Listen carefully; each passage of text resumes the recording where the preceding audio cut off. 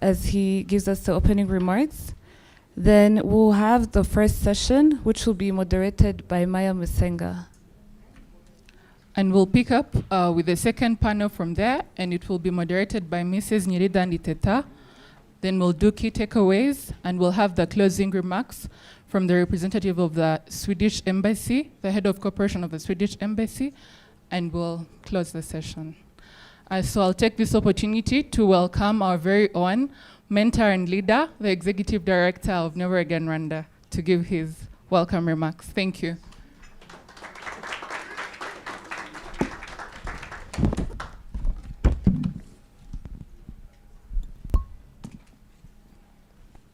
Good morning. I thought you had coffee. Yeah, our distinguished guests, the Deputy CEO, Rwanda Governance Board,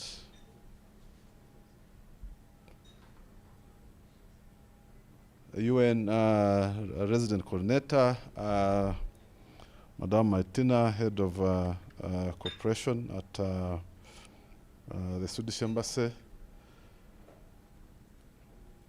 DPs from the EU delegation, Mr. Uri from the Swedish Development Corporation, guests, colleagues, and friends,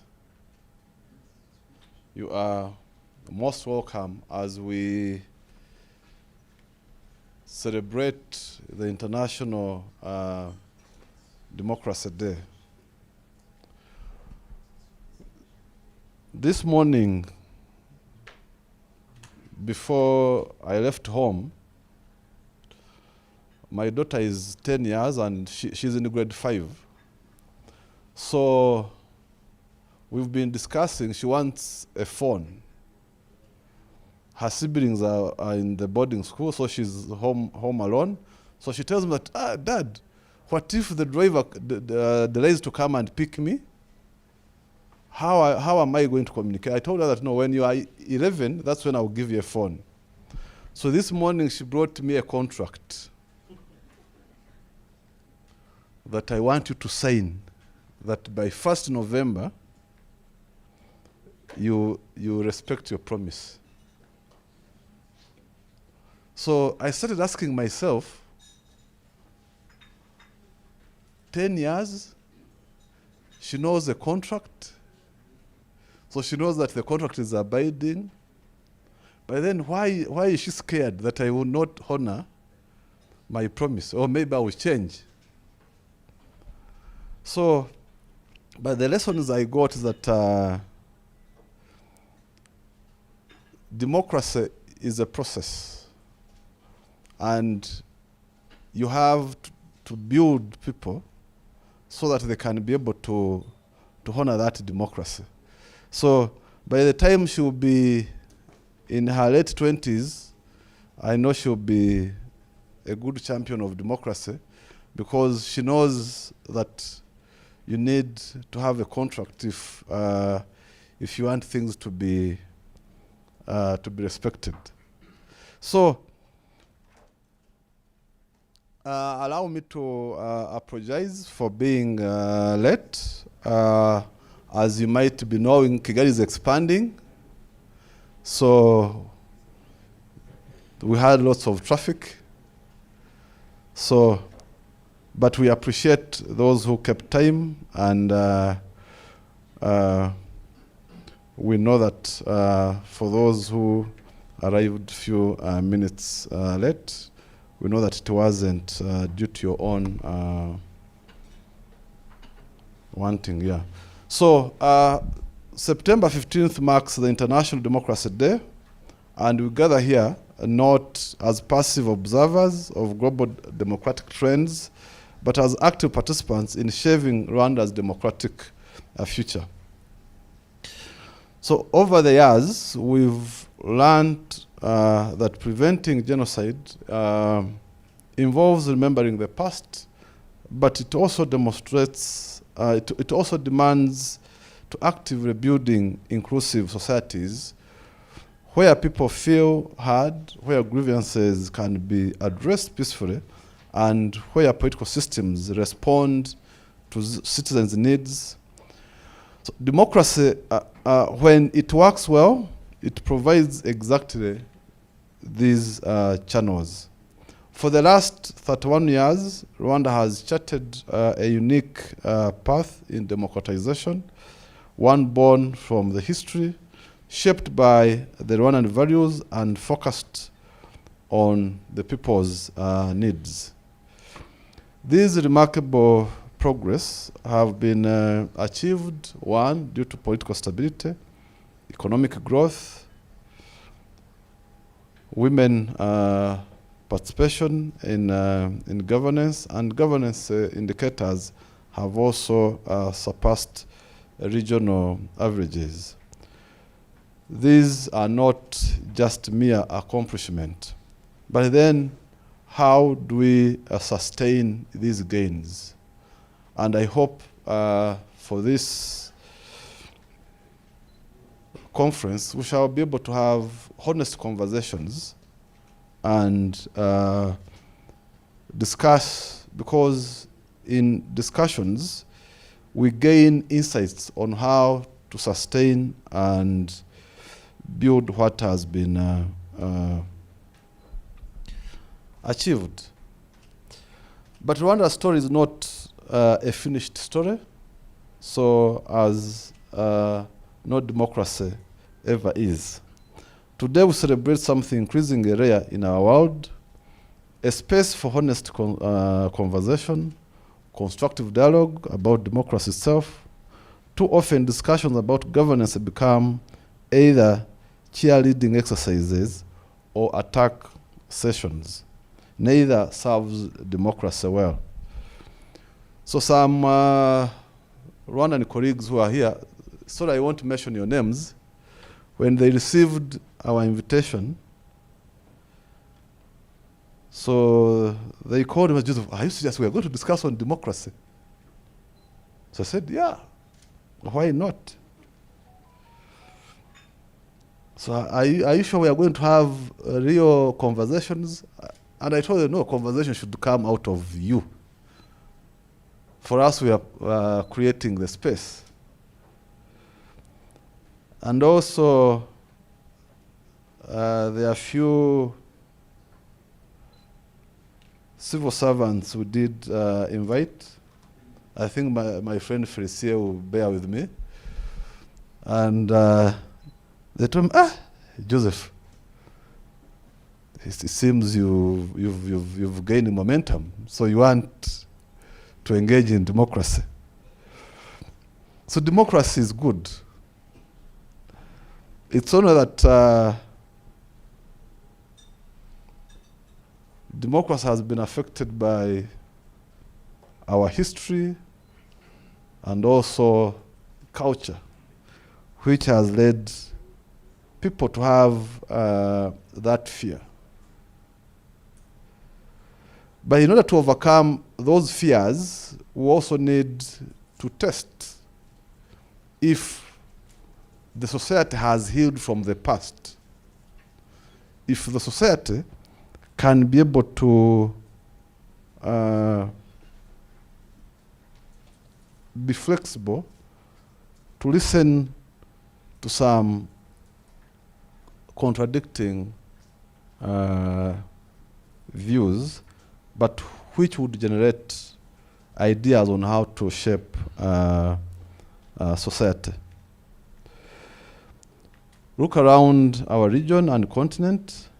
In too many places, the space for this kind of dialogue is shrinking. And various voices are silenced. Civil society space is becoming strict.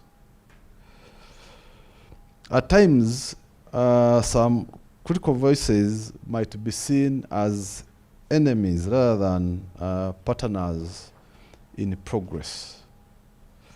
So there's a need to have such conversations so that those few voices can be shaped so that they can contribute to the progress that is being observed.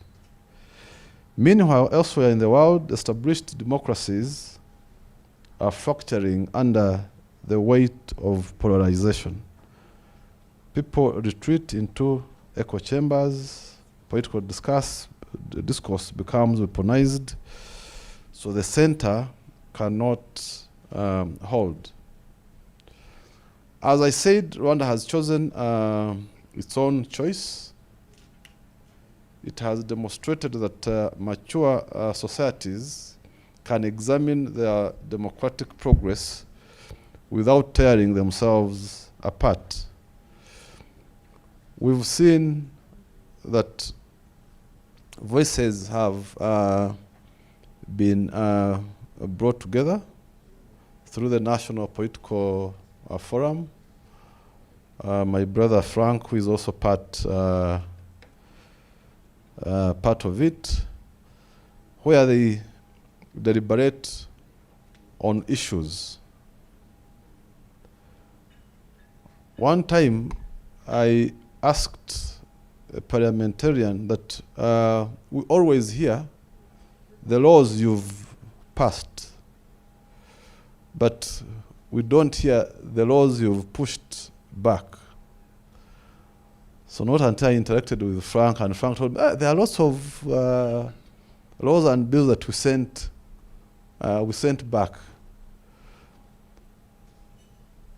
Why? Because the parliament shares what has been accepted or approved or voted for. But at times, as citizens, they also need to hear some of those bills or laws that have been sent back either for polishing or adjustment.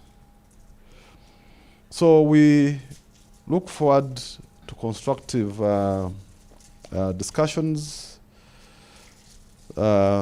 Governance experts, security experts will engage with the civil society. DPs, you also have the pleasure to engage, to discuss. I know that some of you, we do collaborate in various ways, but at least this is also an opportunity to engage besides reading our reports or having one-to-one conversations. Allow me to acknowledge the panelists who have accepted our invitation, and we hope that they'll be able to share their expertise and their perspectives with us today. Their willingness to engage in this dialogue brings insights from government institutions, political parties, academia, and research institutions, which demonstrates the kind of stakeholder commitment that democratic progress requires. Throughout this day, we will be grappling with the fundamental questions that every democracy must answer. A new era of a young generation. How do we balance stability with dynamism? How do we maintain unity while creating space for different voices? How do we manage external pressures while staying true to internal dynamics, but also without forgetting that Rwanda is not an island? So these questions have no final answers, but they deserve our best thinking. To our participants, we hope that you leave these three things. First, a deep understanding of both the strengths and challenges in Rwanda's democratic journey. Second, strong relationships with others committed to democratic progress. And the third, concrete ideas about how your own work can contribute to democratic strengthening. As someone who has spent some time in the peace building and social cohesion sector, I've learned that the strongest societies are not those without tensions, but those that have learned how to handle those tensions constructively. I was reading a certain book of Paul Courier, I think Guns, War, and Votes. Yeah. So, there is no society without contradictions. But then, how do you manage those contradictions?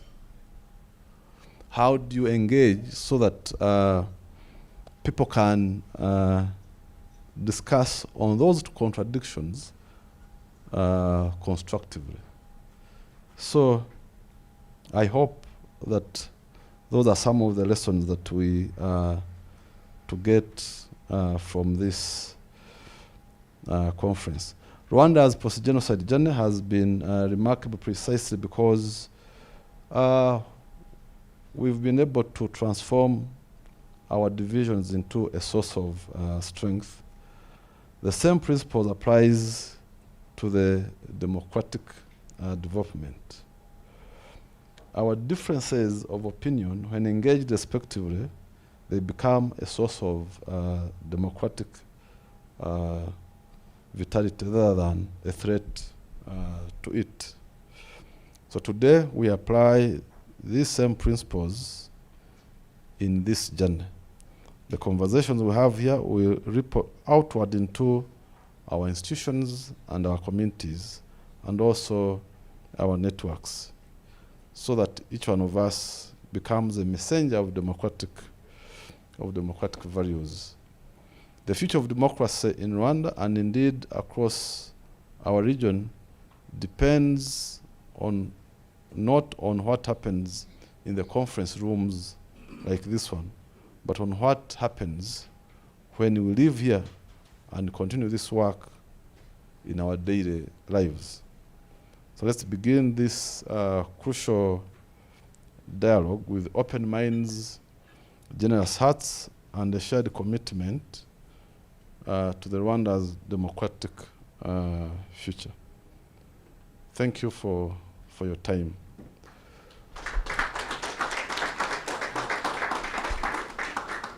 So the Master of Ceremonies requested me to invite the Deputy CEO of Rwanda Governance Board to give us his opening remarks. The Minister of Local Government was supposed to be with us today, but due to some other crucial issues, he couldn't be with us. So the Deputy CEO will provide the opening remarks, since they are in charge of overseeing governance in the country. So I think he's the right person.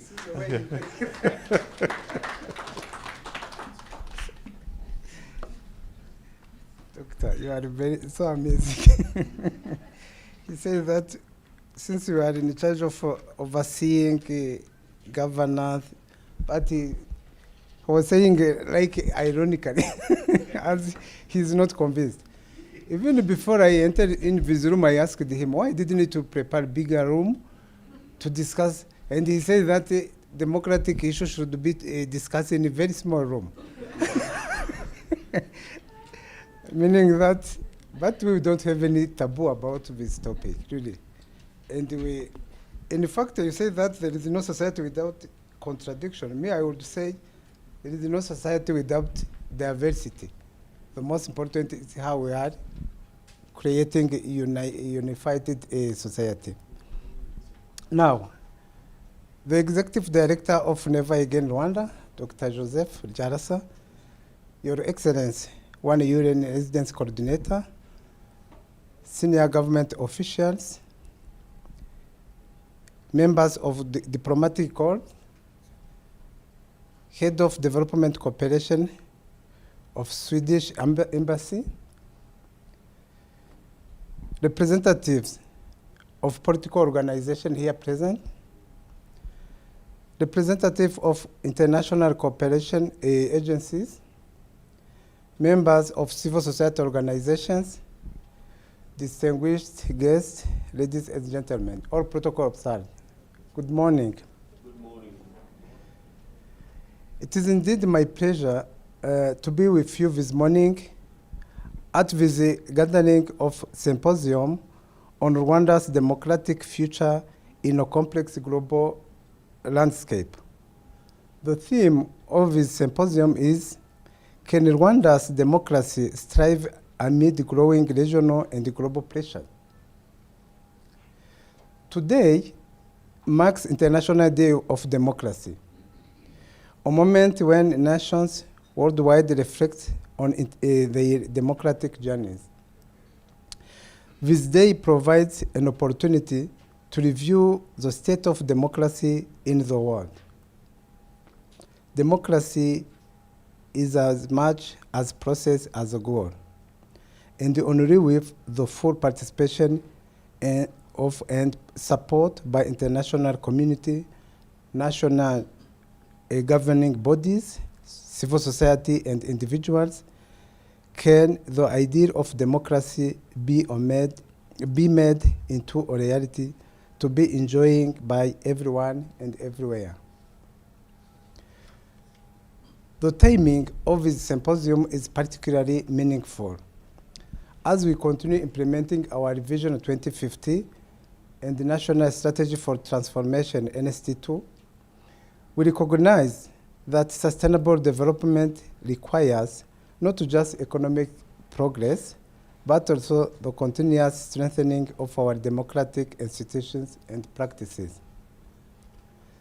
The government of Rwanda has consistently demonstrated its commitment to inclusive governance and citizen participation. Through decentralization policies, we have brought decision-making closer to the people. Through various citizen engagement platforms, we have created channels for public participation in the governance processes. Our achievements in areas such as gender representation, transparency in public services, and the institutional reform reflects our commitment. However, we have also recognized that democratic development is not a destination, but a continuous journey of improvement and adaptation. The government welcomes initiatives like today's symposium because we understand that strong democratic institutions emerge from continuous dialogue among our stakeholders. Civil society organizations, political parties, academia, development partners, and government institutions all have vital roles in this process. Constructive dialogue helps us identify areas where our governance system can be strengthened to better citizens' needs and aspirations. It will also help us understand how global and regional trends affect our local context and how we can respond effectively. Rwanda's approach to governance has always emphasized consensus building and inclusive participation. We believe that sustainable solutions emerge when diverse voices contribute to policy discussions and when different perspectives inform decision-making processes. This philosophy extends to our approach to democratic development.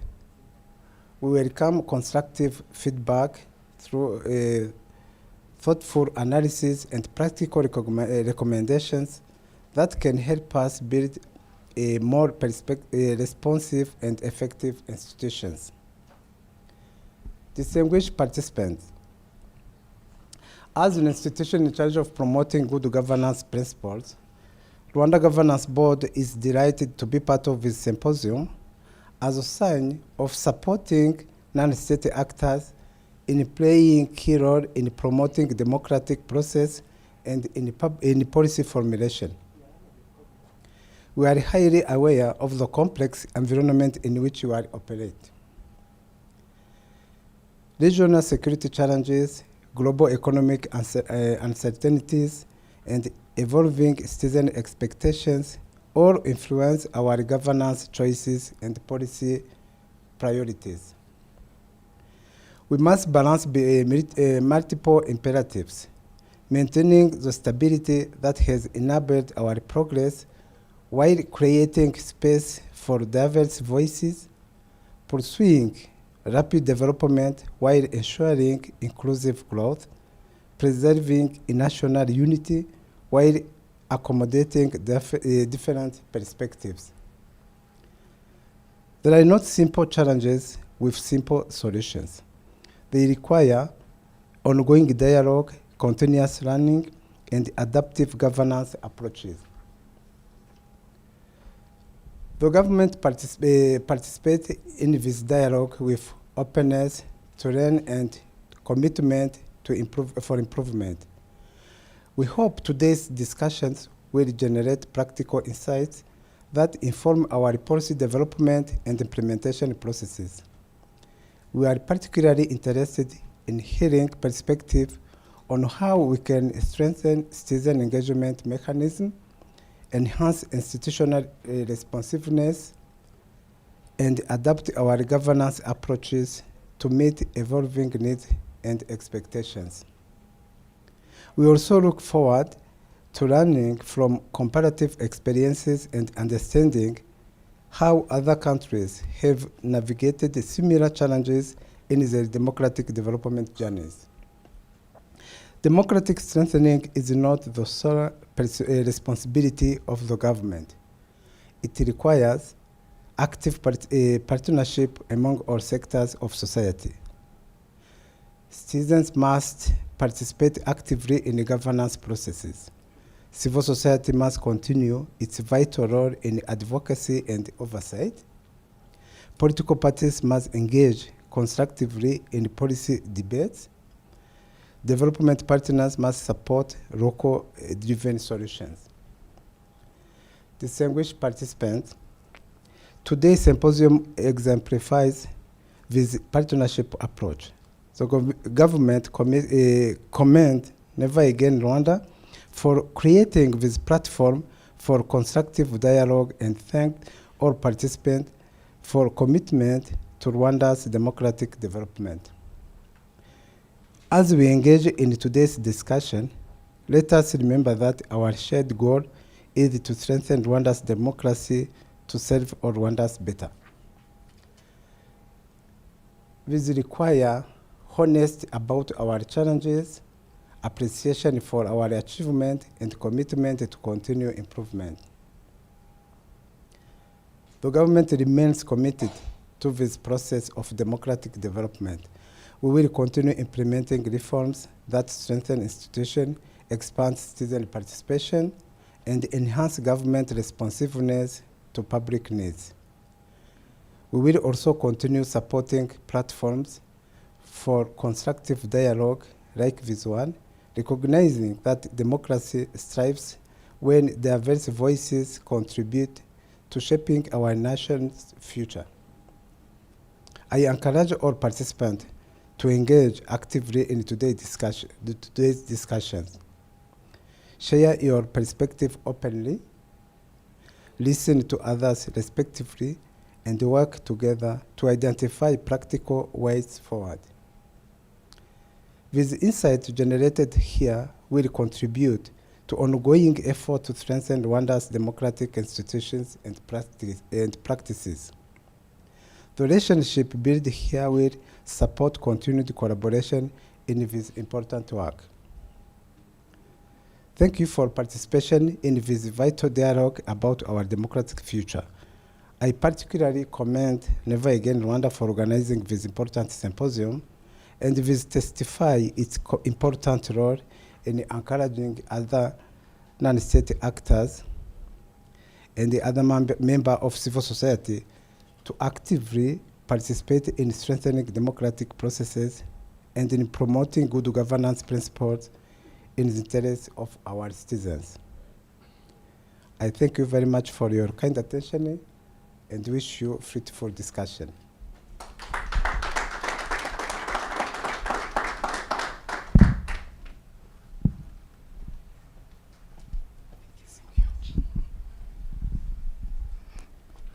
Thank you, Dr. Felicia, for your insightful remarks and steadfast leadership in upholding democratic values.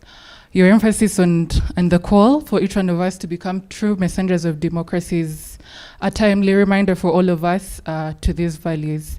I'll take this opportunity now to welcome our first panel, and we'll welcome our dear moderator, Ms. Maya Musenga, to take the floor. Thank you.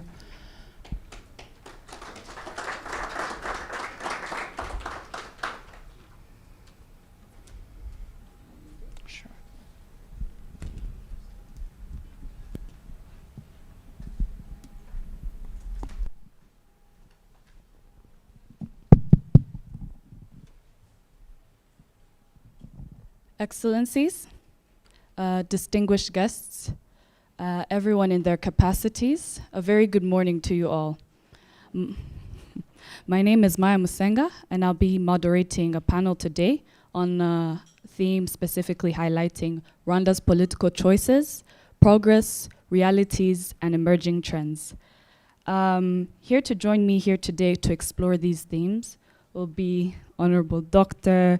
Félicien Usengumukiza, who's the Deputy CEO of Rwanda Governance Board. He has been in this position since December 14th, 2023. He holds a PhD in international economics from the University of Beirut from Germany and a master's degree in foreign trade from the University of Gdansk in Poland.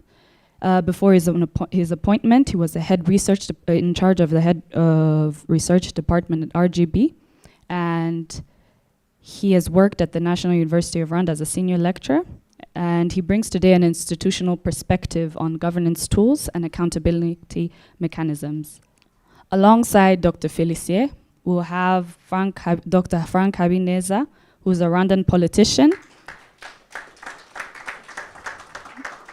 Yeah. He's the founder and chairman of Democratic Green Party of Rwanda, which was established in August 2009. He has been an advocate for environmental conservation and democratic reforms in Rwanda. He has contested for the presidential elections twice. And in 2018, he was elected to the Rwandan parliament, becoming one of the first opposition members to do so since RPF came to power. And he has served as a member of the Chamber of Deputies until 2024. And finally, we have Dr. Jean-Paul Chimonyo, who is a Rwandan author, a policy analyst, and researcher. He's the regional director of Levi Mwanawasa Center for Democracy and Good Governance. He holds a PhD at the University of Quebec and has contributed significantly to the understanding of Rwanda's history and governance. His notable work includes a book called Un génocide populaire. It's based on research on the genocide in Butare and Chibuye. And he provides a comparative lens today, drawing from continental experiences of governance and democracy. Yes. Ladies and gentlemen, I'm delighted to welcome you to this timely and very meaningful conversation here today as we mark the International Day of Democracy. Today's panel will provide us an opportunity to have open dialogue, but also at the same time, we'll be examining Rwanda's governance experience. We'll reflect on lessons learned and explore pathways for strengthening democratic practices for the future. 31 years ago, Rwanda went through the 1994 genocide against the Tutsi. And out of this darkest chapter in our history, it left our country with institutional vacuum. Out of that devastation, we made deliberate choices. Choices to focus on unity, reconciliation, and security, and amongst all that, we'll put development at the center. So step by step, Rwanda has worked to build a governance model rooted in consensual politics and inclusive power sharing. And this pathway taken has been a uniquely Rwandan approach rooted in our country's own history, priorities, and context. And it has yielded visible results. Rwanda today is recognized for its stability, its sustained economic growth, notable representation of women in parliament, low levels of corruption, and high levels of satisfaction with service delivery. But as these contexts evolve, so must governance. So, looking at that context, we have over 60% of Rwandans who are under the age of 30, and this generation did not directly experience the 1994 genocide against the Tutsi, but they live with its legacies. And at the same time, they're also aspiring to have greater participation, more open dialogue, and a role in shaping Rwanda's future. So also at the same time, globally, we see democracy facing challenges. We're seeing democracy facing challenges from polarization to disinformation, declining trust in institutions, and even declining trust in institutions, and even a rise of authoritarianism to a certain extent. In this wider context, Rwanda must consider how sustainable is our governance model, and how adaptable is it to fit in the face of generational change, and how do we safeguard the achievements of stability and development that we have required over time, and while strengthening at the same time these democratic practices. So we can't deny democracy is a beautiful thing, and it's a constant reminder that the power to shape our future rests in the hands of the people. But the big question I think we'll all be exploring here today is, how do we nurture and sustain it? So here to help me explore these themes today will be the three distinguished panelists. Thank you so much for honoring our invitation. We're deeply grateful for your presence, and we're eager to hear your insights. To begin with, I would like to invite each and every one of you, to offer a brief reflection. When you look at Rwanda's governance model today, what gives you the most confidence about it, and what do you see as the most pressing area that requires further attention? Thank you, moderator. I would start by, I have an observation. Me, I'm very sensitive about gender equality. Why did you organize this panel without any? This is she's moderator, but not panelist. I'm representing the women. That is why this is the challenges of democracy. Because when we talk of democracy, you know, it's a Greek word coming from demos kratos, meaning that the power of the people. But the way we understand and we define democracy, this is also another way of defining democracy, lacking already in this panel. It's your choice. But yeah, but it was just a kind of joke. But coming back to your very interesting question, considering the context of our country, 30 years back, where Rwanda comes from, my colleague, I'm happy that I'm with my colleague, Dr. Kimonyo, who is very experienced in the journey Rwanda passed through from the genocide until today. Rwanda, we made what I may say fundamental choices, which, considering the geopolitics we were before 1994 genocide, we decided to reject the confrontational politics. This is one choice. And we embrace consensus democracy. That is why we have now national political form for political organization recognized in Rwanda. And also we chose eradication of all kinds of discrimination, because of we know the history of this country and the bad governance, which was characterized by discrimination, divisionism, and the exclusions.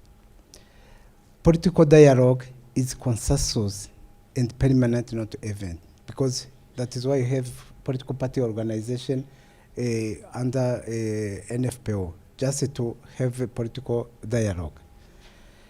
That is why even NFPO is constitutional, not any. That is why it's part of our decision.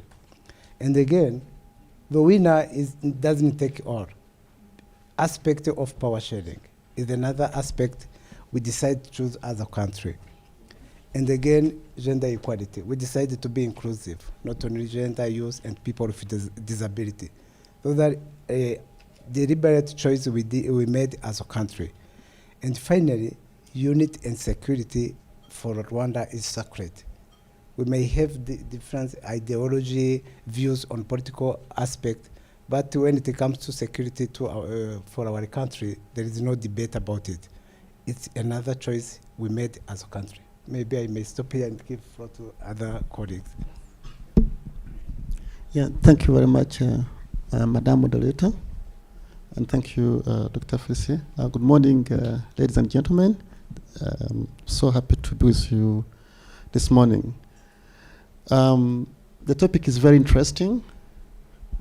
And I also want to say that this is an aspiration. Democracy is an aspiration for all human beings all over the world. I think when we talk about democracy, there are key pillars that people think about, issues of rule of law, free and fair elections, freedoms of speech, freedom of expression, yeah, all that, but also inclusive governance. Some of us talk about participatory democracy, whereby we believe that everyone should have a say in the decision-making process. So in some societies, we have what we call a bottom-up approach, but also top-down approaches, where decisions sometimes are taken by higher authorities and are enforced to the lower organs or to the people. But it's aspirations of everyone to participate in the decision-making process.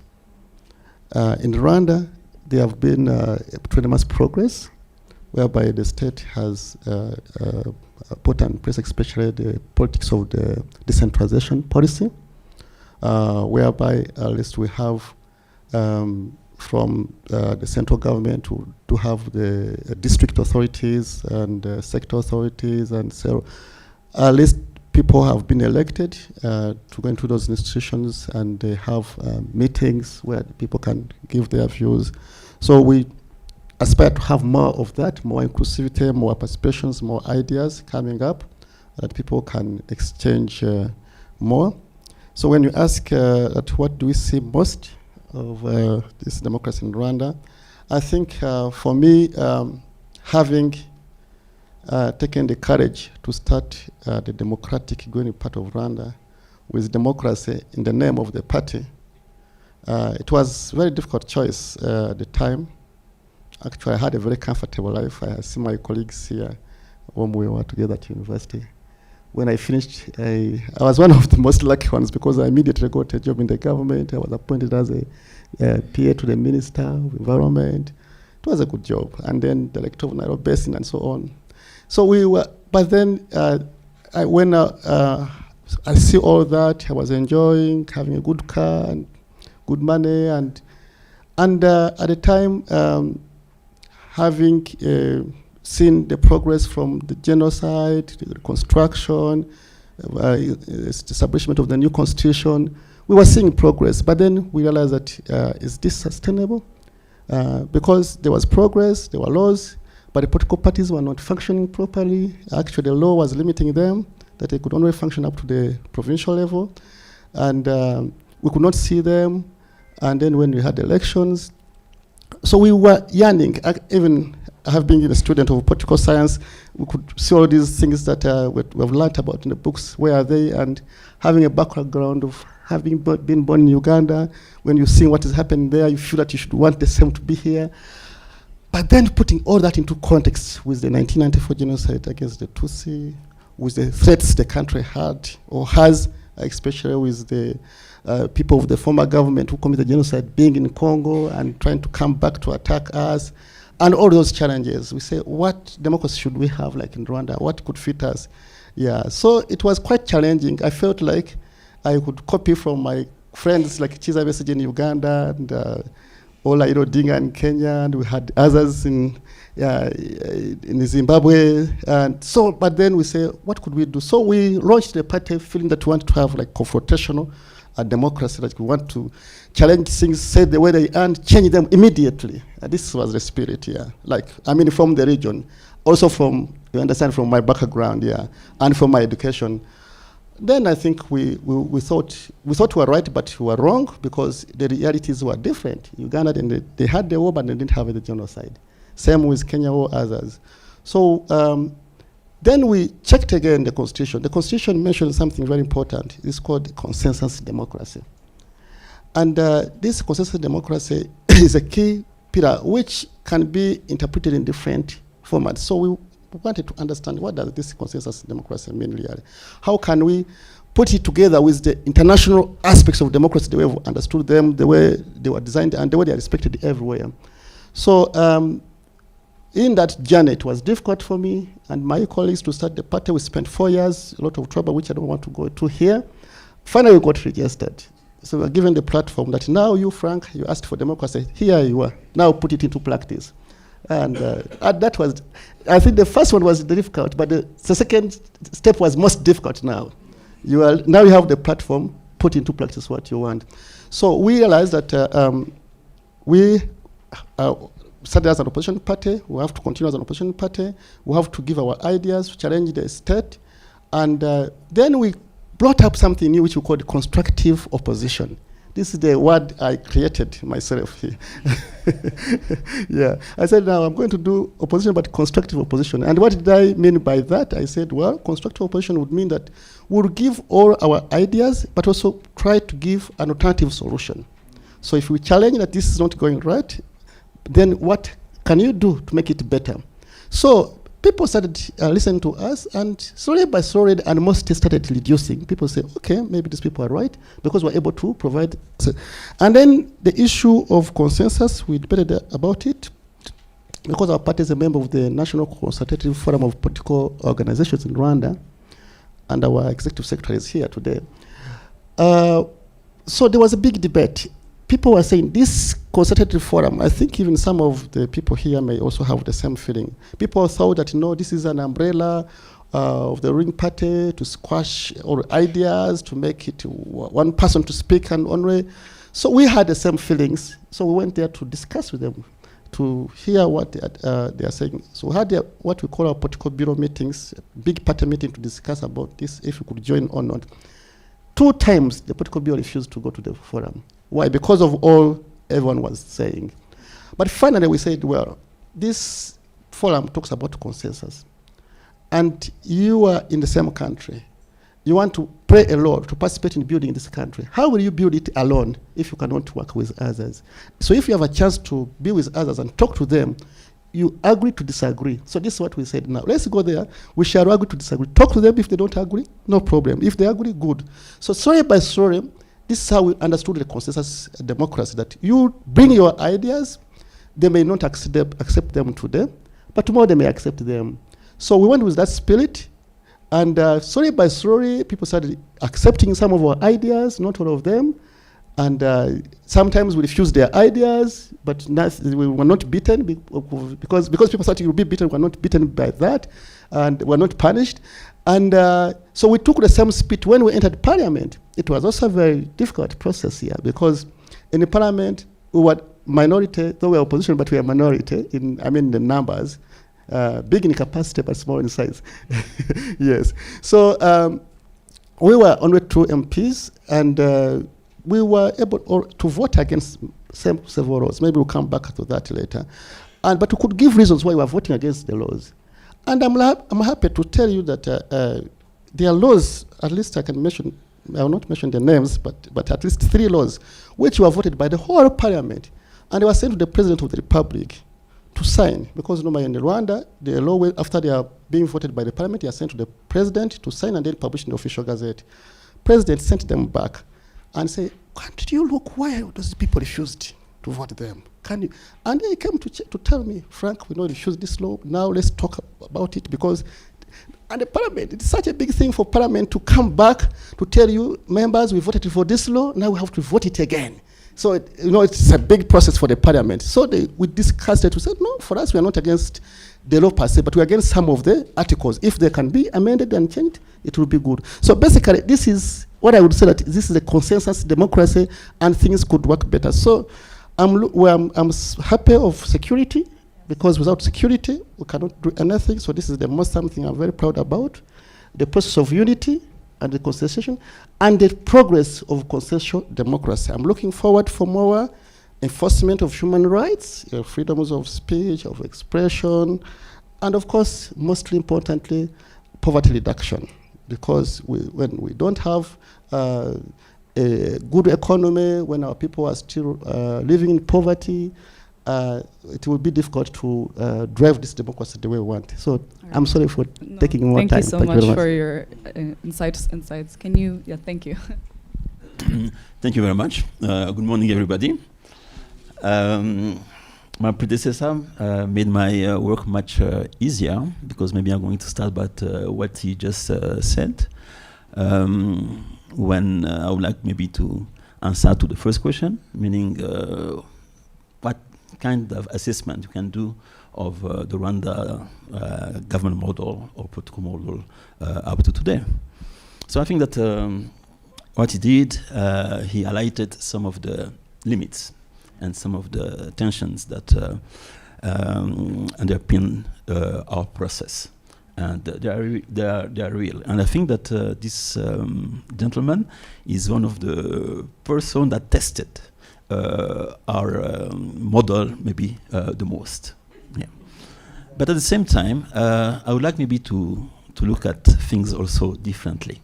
And if you want to assess, let's say, the result that we arrived to collectively, we should look at them internally and externally.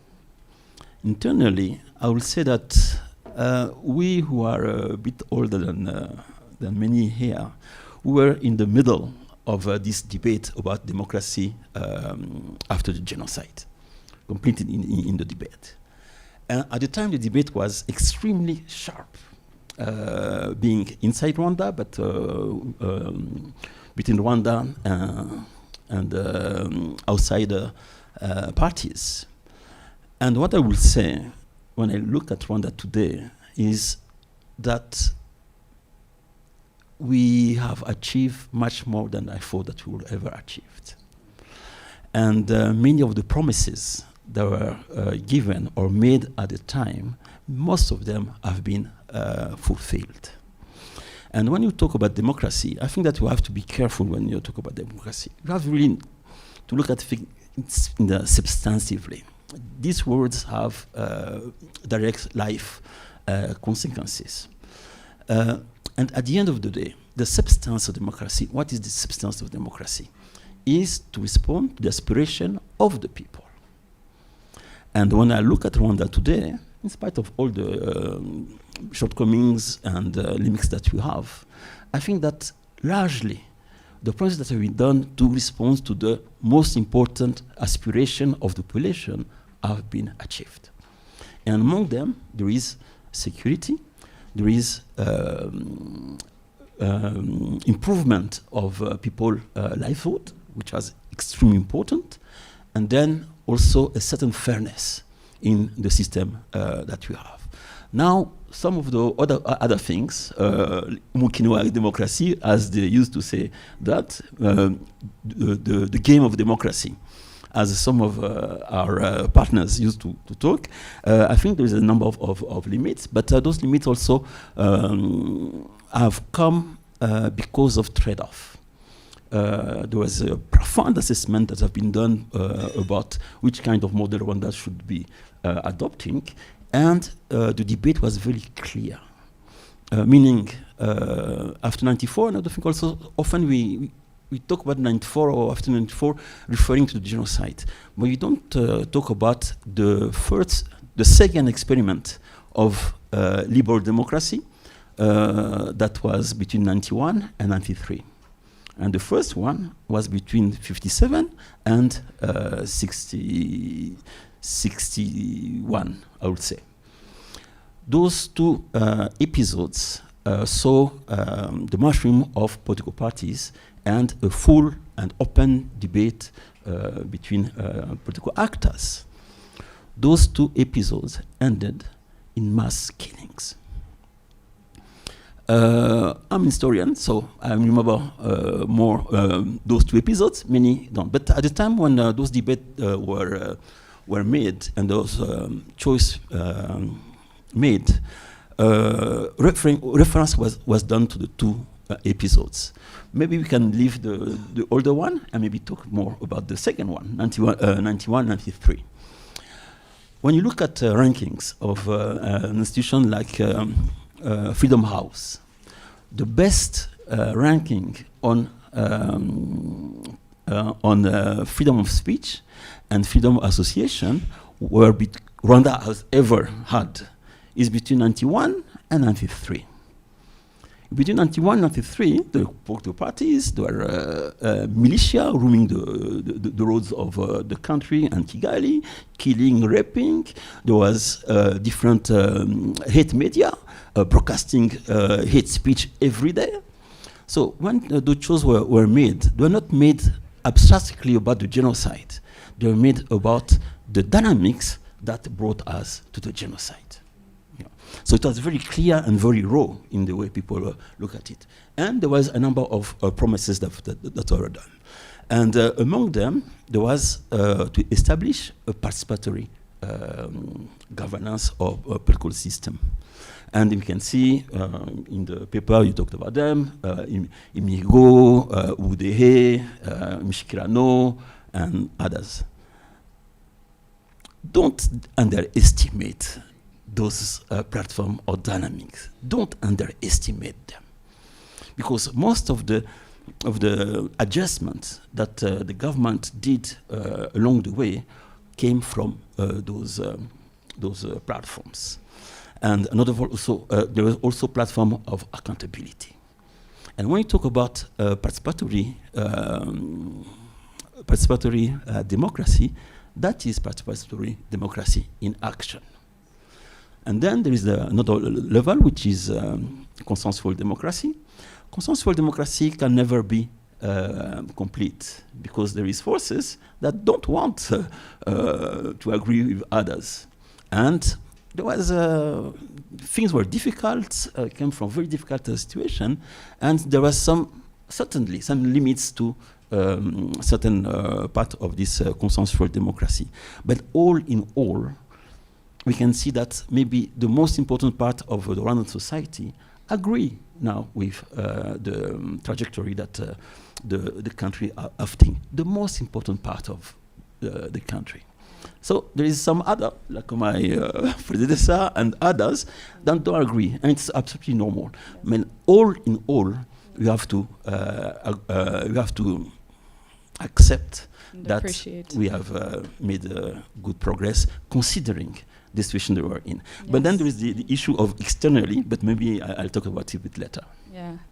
Thank you so much. I think concluding on you did a wholesome wrap of the journey so far by bringing the historical aspect of it and analyzing what was there before, and then highlighting, considering the situation that happened in 1994 and how we progressed over time. We should not underestimate the systems that have currently been in place. However, from the reflections also, we have insights about how there's also room for improvement, of course, but we have to appreciate that a lot has been done, especially in terms of unity and security, and making sure that there's structures in place. And I like that Dr. Félicien mentioned that fundamental choices were taken. Allow me to redirect another question to you, Dr. Félicien. Coming from an institution that oversees governance mechanisms, such as the Imihigo performance contracts, I hear somebody already touched on it, and the citizen participation forums, to what extent do you see these tools actually helping empower the citizens, and to what extent do they also risk becoming very procedural, where it becomes just a checklist that you have to complete? So, and lastly, since RGB, to a certain extent, is tasked with ensuring meaningful citizen participation, how would you respond to critics that sometimes raise concerns about the limited civic space? If you could address that. Before I answer to your question, let's first of all highlight another government choice by creating Rwanda Governance Board. It's another deliberate choice in terms of self-assessment in the government aspect. Because this institution is unique in many African countries. Even we are advocating that in many African countries would have the same institutions. Because the RGB was created, it's like a result of NEPAD and the EPRM or the discussion of head of state of African Union to conduct this kind of self-assessment. Why? Because for a long time, many African countries continue to being assessed by externals, sometimes without having minimum information on our countries. Dr. Kimonyo was talking about Freedom House. We have so many indices in the governance aspect, assessing our countries. Unfortunately, they do not have minimum information, or maybe because they have another motivation outside the credibility or objectivity of assessment. It's where we decided to conduct our self-assessment because we have capacity, we have means, and we have all we needed to show the real image of our country. It's where Rwanda Governance Board came and was created in this context. And it is also another tool of accountability, as you said. We said, when we conduct our self-assessment, we don't need to please someone else outside the country. We want, first of all, to show where we are, what we need to improve, and how we are serving our citizens, without necessarily responding to criticism from outside. First of all, to serve our citizens. Then we introduce these homegrown solutions we are saying in Mexico, and even Rwanda Governance Scorecard, this index we created just to assess our performance in various aspects. Meaning that in Mexico, when it came, it's just another homegrown solution to make sure that we are progressing in the right way by saving our citizens. Meaning that we introduce it in this context. And another aspect, very critical one, is participatory approach. Because we want our citizens to be part of our self-assessment mechanism. In Mexico, we need it's a mutual assessment.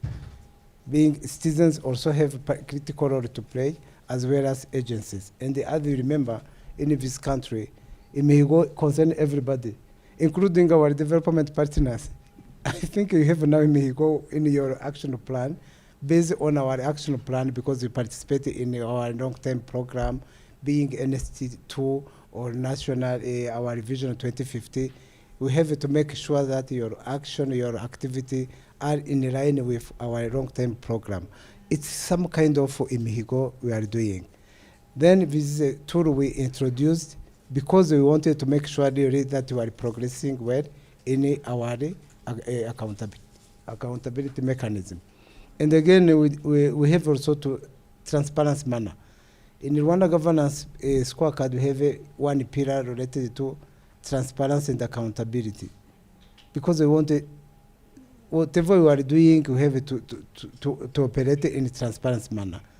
Then sometimes when we publish our scorecard, in fact we are launching it next month, a new edition of Rwanda Governance Scorecard. Some criticism we are facing from outside, they are asking me if really Rwanda Governance Board as a public institution can objectively assess government sector because it's part of government. And then I would usually when we receive delegation, we receive such kind of question. And remember, by creating Rwanda Governance Board, government of Rwanda was not intending to be pleased by what we are doing.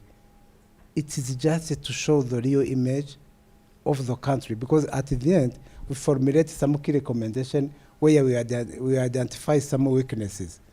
And don't be surprised sometimes when our assessment on certain indicators or pillar, our scorecard can ranking Rwanda lower than other outsider indicators, because probably methodology is different. That is why really it's not what we do. It's objective and to show the real image of our country. Recently, you saw index from Chandra from Singapore, Chandra Good Governance Index, which ranked Rwanda second in Africa in terms of good governance and the rule of law aspect. Meaning that when we discuss with them and we show the way they are conducting this kind of assessment, it's not necessary that the study should be done in Rwanda to appreciate the performance. The same with many indexes like, okay, today doing business is no longer conducted by the World Bank, but they changed with business ready. They changed methodology. But again, remember, by doing business, Rwanda also was ranked very well, second in Africa after Mauritius. Transparency and accountability. You know that Transparency International, when they assess in terms of transparency, Rwanda is very well ranked. There is one indicator we still have challenges, maybe because of understanding of democracy. Again, I come back to the word democracy. Western system, Western economy, when they assess democracy, I don't know, the way they do strike like today, we are seeing what is going in the UK today, I don't know if really it's a sign of democracy. I don't understand if breaking glass and going to making a chaos in the street, really it is a sign of democracy. Why don't sit and create what we call consensus democracy? If there is a problem, why don't we sit together and find a solution rather than going outside and making strike? That is a problem we are facing as a country when we chose consensus democracy. We knew that if there is a problem, because sometimes I'm asking, being human being, we should be intelligent, more intelligent than the animals. Because sometimes if we don't have a solution, I don't know if making strike or making chaos is the best way of finding solution. If we can sit together and find a solution to the problem, what is the problem? If in Rwanda we don't organize or we don't allow this kind of strike, it's a synonym of lacking of democracy. Unfortunately, it's not correct because we chose dialogue as one principle of implementing democratic approach in our country. It's where still we are see how we can really convince our colleagues, our partners that democracy should not be measured by this kind of manifestation or against the government and so forth, because there is a room of finding solution without necessarily passing through this chaos. Thank you very much. Thank you. Thank you for reminding us of the RGB mandate and helping with accountability and transparency and the structures that are already in place right now to currently realize those realities. You've at a certain point showed us how citizen participation is currently active and alive and how our version of democracy might differ from maybe, let's say, other versions of democracy. But it works for us, in your opinion, and this is what's functioning. If I could go to Honorable Abineza. You participated in last year's presidential elections as the leader of the Democratic Green Party, and this was your second campaign for the presidential election. How have you seen the democratic space evolve in terms of political pluralism? I think you touched on a bit earlier in your speech when you mentioned how before it was hard, but you were among the first to step into that unknown territory. Maybe just kindly, briefly tell us about that expansion of the democratic space in Rwanda, briefly. Yeah, thank you very much. It's quite a tricky question, but let me say, when I was making the decision to stand for president in 2017, it was a tough decision. Why? Maybe some of these have said it before, but perhaps for the purpose of this debate, I will say it again. We have 11 political parties in Rwanda, and 9 of them decided to coalesce together, or 8 to coalited with the ruling party, the RPF. So that means they all decided to support President Kagame as their candidate. So one party decided not to support anybody. So we were the only party we said that we are going to challenge all the 9 parties. So that was already a big challenge. You are 1 against 9. But also, this candidate is a candidate who had a history of having stopped the genocide. So meaning that he had a higher ground than what we had. So, but then people were saying, I remember I had debates even on TV Rwanda where some, let me call them stubborn guys were saying, don't go, you're going to get 0.0 what. So, and you know, it's easy when someone is telling you this on TV or on radio and they think maybe they are talking to a tree, but you're a human being. It hurts. You feel it, the pain when someone is telling is like forecasting, and you are really making a very big sacrifice to go into these elections. So then also at the time I had Swedish citizenship. I was a citizen of Sweden with the passport and so on. And then we have these debates in my family. Are you going for this election? You know, getting European citizenship. People know it's not easy. It takes time and a lot of procedure. So, and the law in Rwanda says you have to denounce the second citizenship that you have to stand for elections. And people say, why are you going to denounce your European or Swedish citizenship for when people tell you you're going to get 0? You get the point, yeah. So this comes to you as an individual. Again, you have to measure. And then also there's financial consequences because an election is not a joke. You have to look for money to go for the campaigns. And we had to take loans, even credits, and to get into these elections. So that was a kind of the background that I wanted to mention, that making a decision was not easy. But why did we have to make that decision? We believe that whether we win or we don't win, but we are building the foundation for the future that we want. Because we believe that if we don't do anything, who will do it for us? So, sorry to say, I used to be a good fan of President Obama. So I used to say, Obama will not come to do this, what? For us. Yeah, I was good. I used to even go there in America for him. So I say, Obama will not come to do this for us. We have to do it ourselves. So no one is going to come from Europe or from America or from wherever to do this. So we said, so this is a sacrifice we have to make. Yes, there's something I'm going to lose. I'm losing my citizenship. I'm losing a lot of things, money, and even psychologically. There was also psychological effects because all these people doom sayings to you. I mean, no one is encouraging you. So, but we said we start the process. Maybe this time I'm not going to win, but there's a process. But I'm also going to give chance because there are many new voters who are going to vote for the first time. This was the second election we are having. And these people have never had any other opportunity for having different opinions because we had only one opinion from the RPF. So people do not have another opinion, another voice, an alternative choice that they can vote for. So we said that we give chance for these also new voters to have another opinion. So we decided to go into this election against that background, knowing that it's not easy to win, believing that we can win, believing that even if we don't win, we are going to build the foundation for our democracy, which hopefully others will benefit in the future.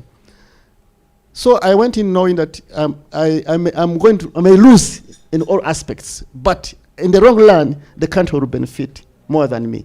So that's the sacrifice we made. So it was difficult actually, and the people on the ground, the local authorities especially, they were very hostile. They were very hostile. This I've said it publicly, so I will say it again. It's not a secret. We went to Nyagatare district, and we had a very good place we were supposed to do our campaign from. Good playground, we had got and so on.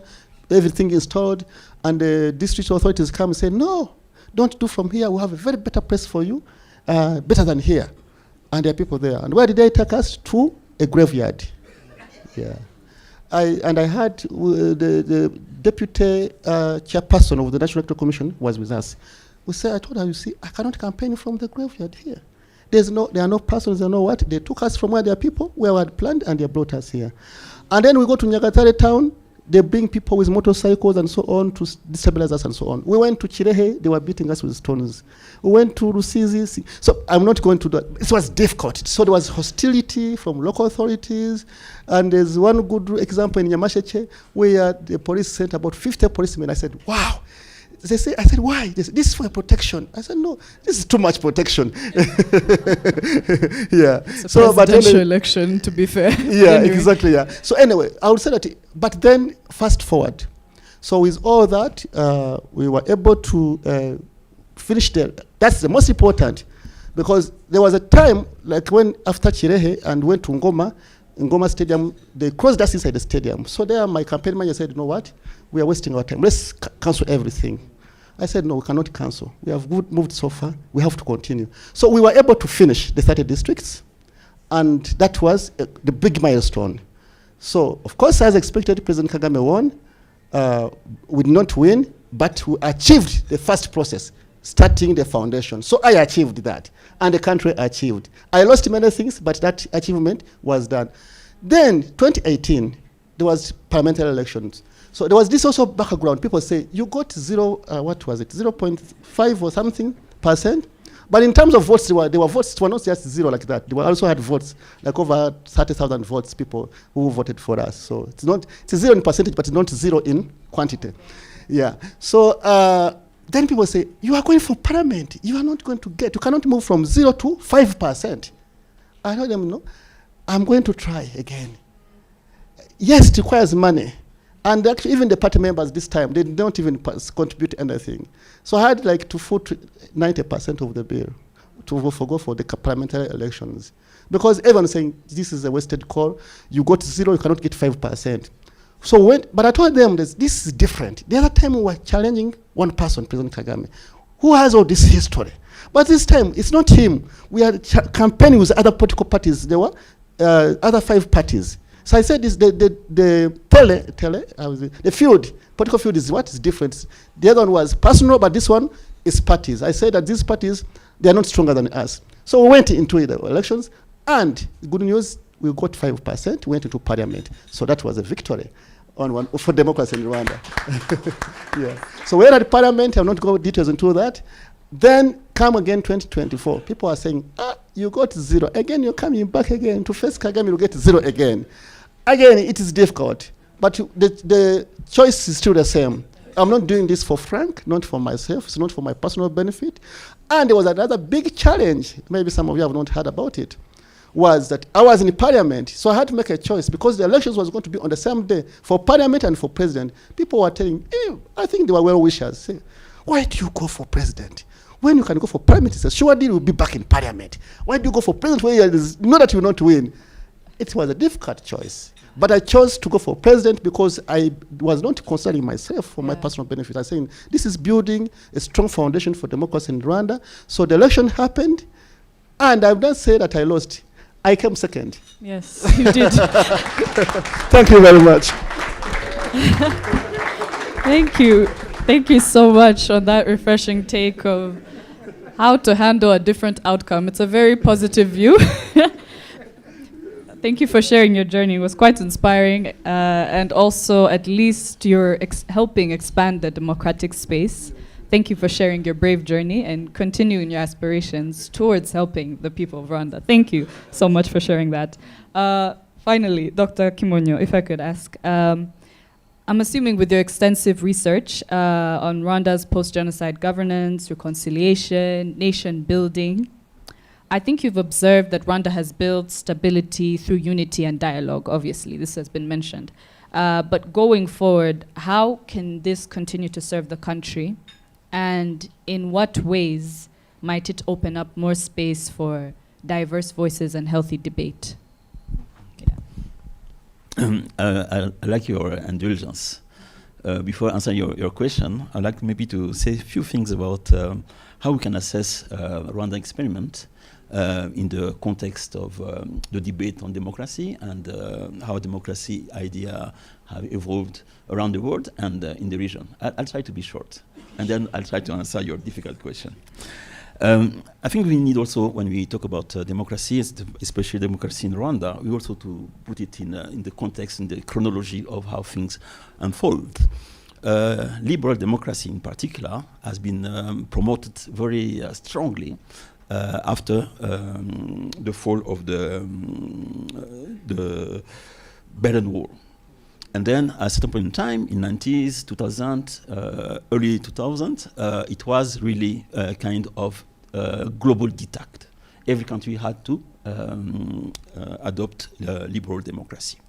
And liberal democracy entails, notably, confrontational electoral democracy.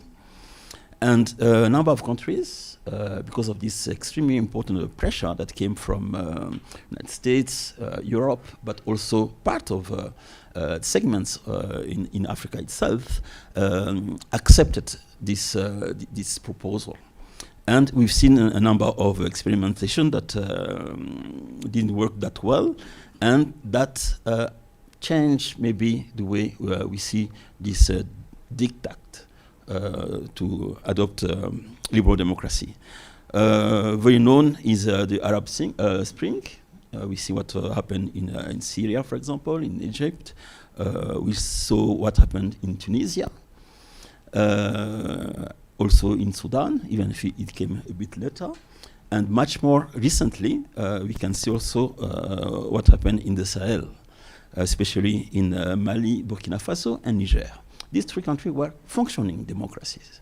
The other, it was not as clear, but those countries in the Sahel were functioning democracy. When afterwards, when the democratic experiment in Tunisia started to unroll, they asked Tunisians, what did you expect when you did your revolution? The first thing they said, change our socioeconomic conditions. That was the most important aspiration. And they said, when our politicians start to play democracy, Burkina politics, someone came and said that I'm going to put order in this mess, and they say, we followed him. But we are not sure that we made the best choice, but we followed him. The same, I think, for Mali, Burkina, and Niger, especially in Mali, that started the dynamics in the region. Those political parties played politics for politics almost. And the country was not also able to ensure security. So the population revolted and said, we don't want any more. I can go back. For example, so often we forget that Burundi was often contrasted to Rwanda. Because at a certain point in time, a number of scholars and journalists said when Burundi started its post-conflict reconstruction, they choose what they call a liberal peace, meaning a peace process that's going to be based on liberal democracy. And people contrasted Burundi and Rwanda and saying, yes, Burundi is going to achieve its goal, and Rwanda certainly won't. That's different things. And you can also talk about even Kenya. Kenya has a very vibrant democracy, but I'm not sure that it's completely working for the best interest of everybody, although Kenya is more complex than that.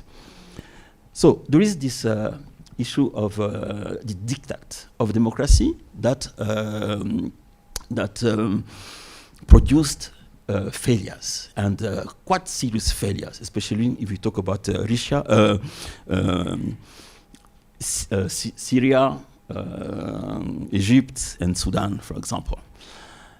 But then there is another element also that we don't often talk about, but that is extremely important in this conversation about democracy, is the evolution of the issue of democracy from its source, meaning the United States of America. In the States of America, the Trump phenomena also has to do with what happened in the region here and things that we've been subjected to. One of the reasons that Trump has been able to to become so powerful and overcome so many challenges that he had to come back to power, is what they call there liberal overreach. And people in the middle started to reject the Democrats because of liberal overreach. Notably, the fact that Democrats were embracing the LGBTQ politics and saying that gender doesn't have any biological foundation.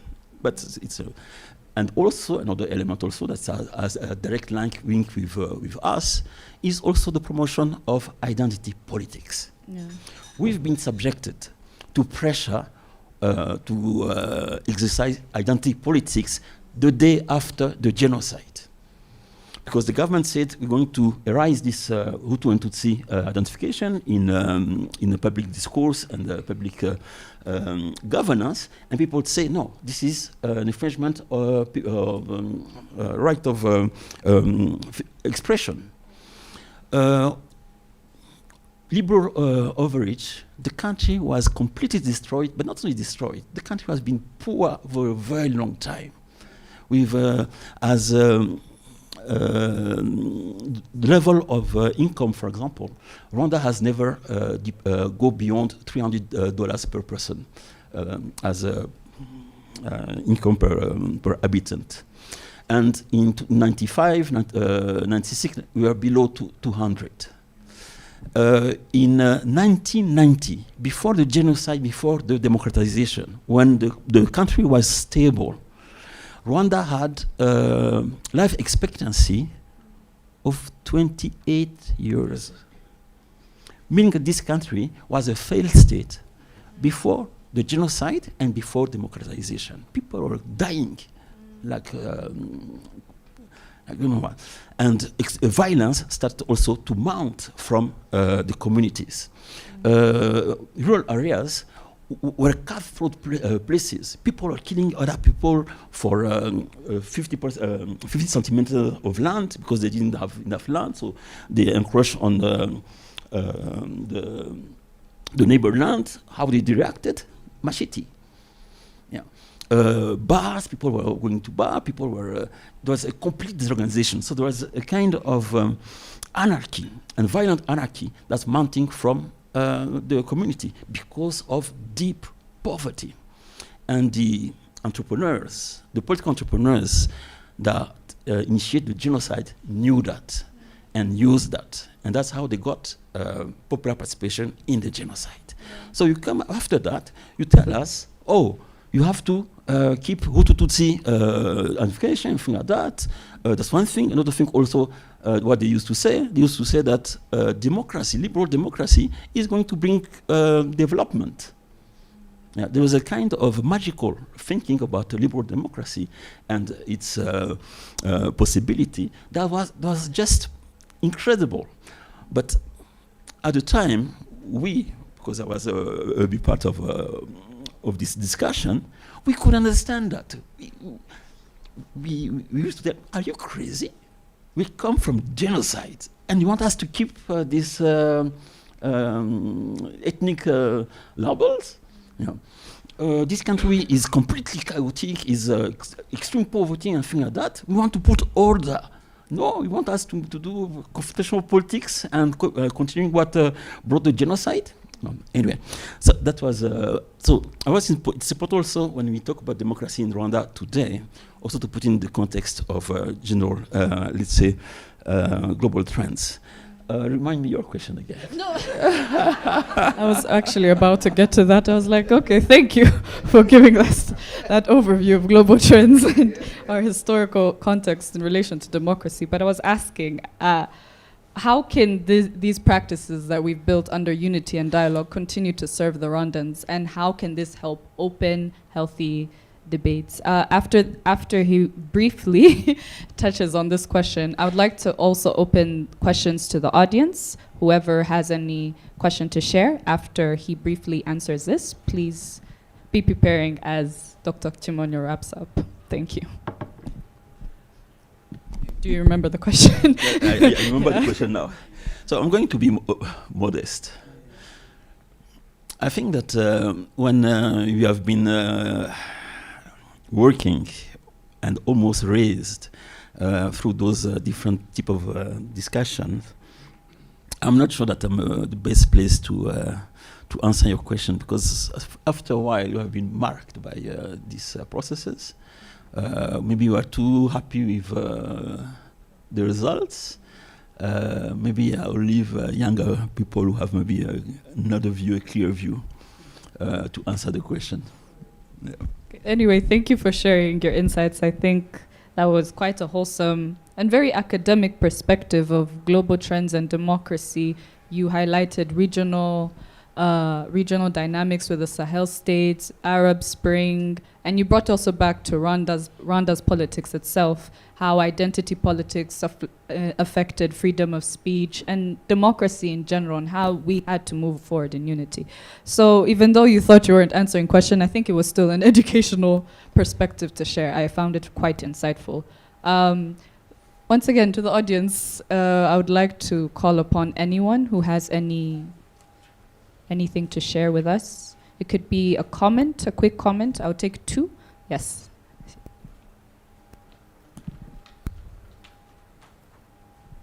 Thank you for a very insightful discussion and sharing. I am interested in the, I don't remember your name, but the green. the man in green. Okay. Doctor? Dr. Frank. Dr. Frank, you know, I was thinking when you were talking, and I said to myself, what is the promise? Might have missed it. What is the promise of your movement? What is, you might have many promises, but what is different? What is different? What, perhaps that's the, what you think is the strongest point? I think just one or whatever. What is different? What makes your standpoint the alternative option? I hope I'm making sense. Thank you. We can have one more question as Dr. reflects.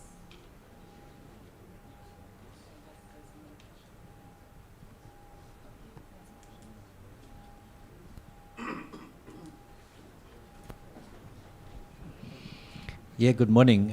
I would like to go back to the opening speech where there was a lot of questions about youth. And indeed, most of the youth worldwide is disaffected from politics, whichever politics, liberal or not liberal. And it's probably similar in Rwanda. On top of it, there's obviously also other divides, like rural-urban divides. So urban youth is very different from rural youth. And we've seen in neighboring countries a lot of different ways of youth to express dissatisfaction with politics. So what do you see, I mean, happening in the future? I mean, most of you were looking back. So that's why I'm asking to look forward, as well as Dr. Joseph has also announced would be topic of the conference.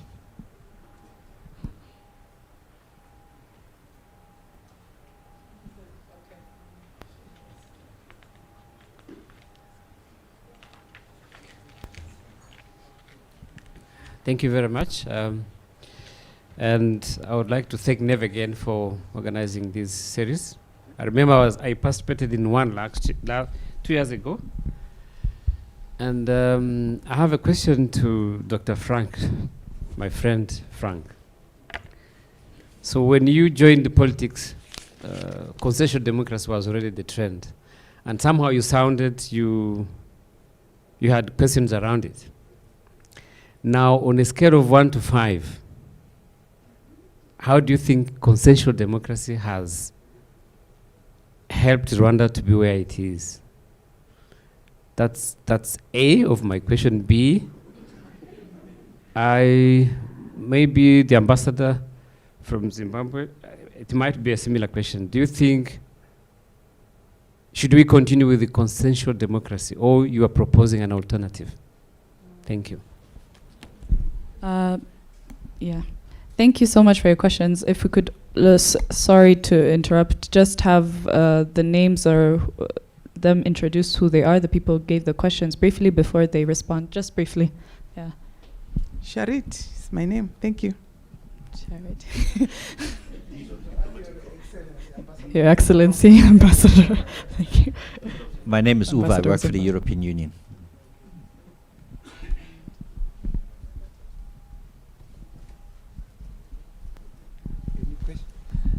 Andrews, I'm a lawyer in Rwanda and the executive director of the Regulated Forum.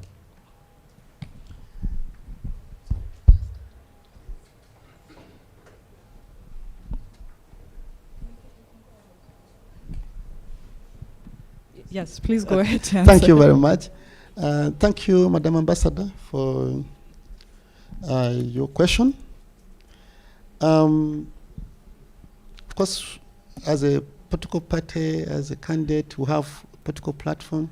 We call it here a manifesto, which has many things that we want to do differently. So we have a manifesto for the elections of 2017. It is available on our website, both in Kenyan and English, but also for 2024 elections. Though for the manifesto of 2024 election is combined for both presidential and parliament because the election was done at the same day. The biggest thing that we promise is actually what is in the name of the party. Because we started the party wanting more democracy.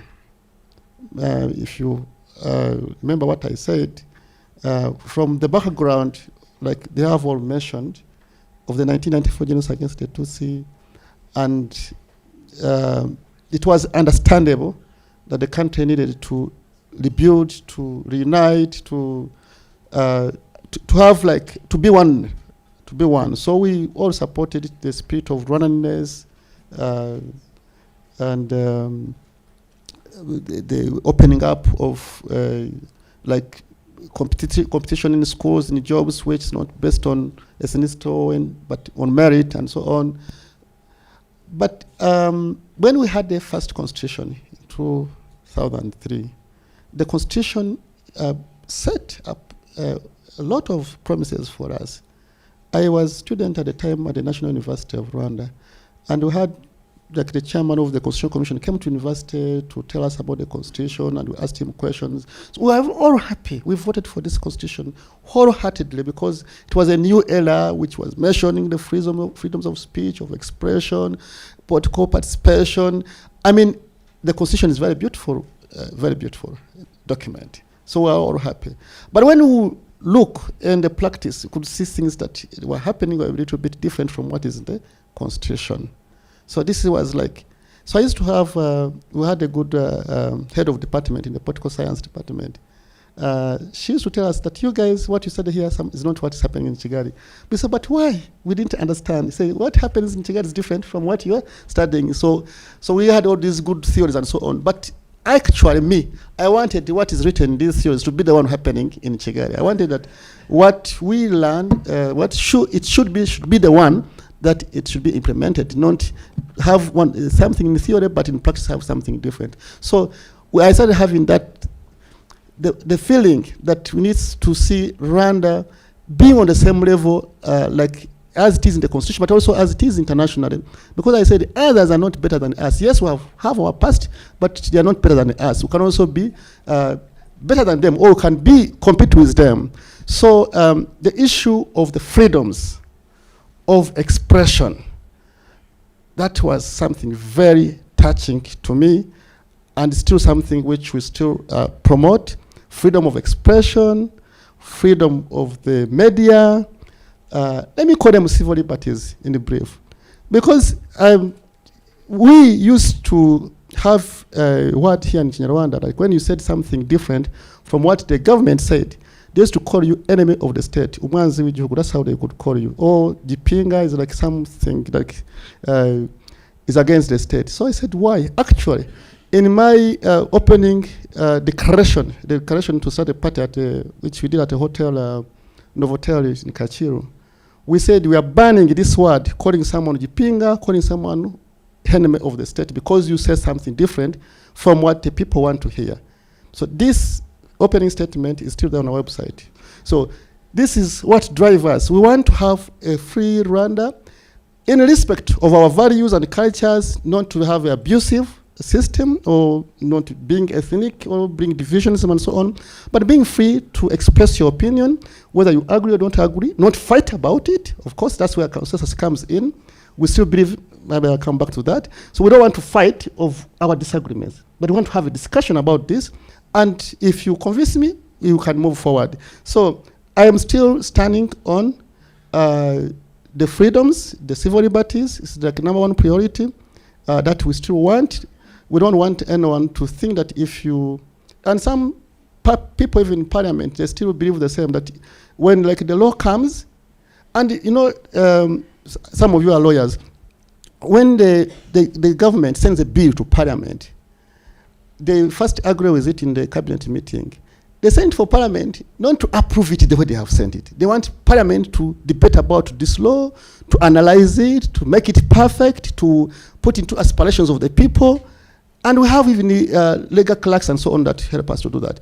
But some MPs, they think, no, this has come from the President of the Republic, we cannot oppose it. And there are people like that. But we say, no, this is not what the country wants. So we want to have proper debates, proper country. So maybe that would be my answer, that I'm still standing on that as the number one priority, but the platform of the political party has more other alternative policies, which I will, if I go into it will be a whole day. So if I go to the next question, I'll not talk about the youth, maybe talk about it. I'll go to one of my friend, Andrew, asked about consensus democracy.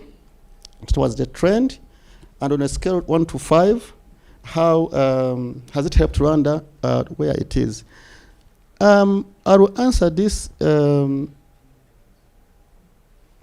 with an example that I got from a good friend of mine. Sorry, I mixed this because I have been in Sweden. So I have a good friend in the north of Sweden.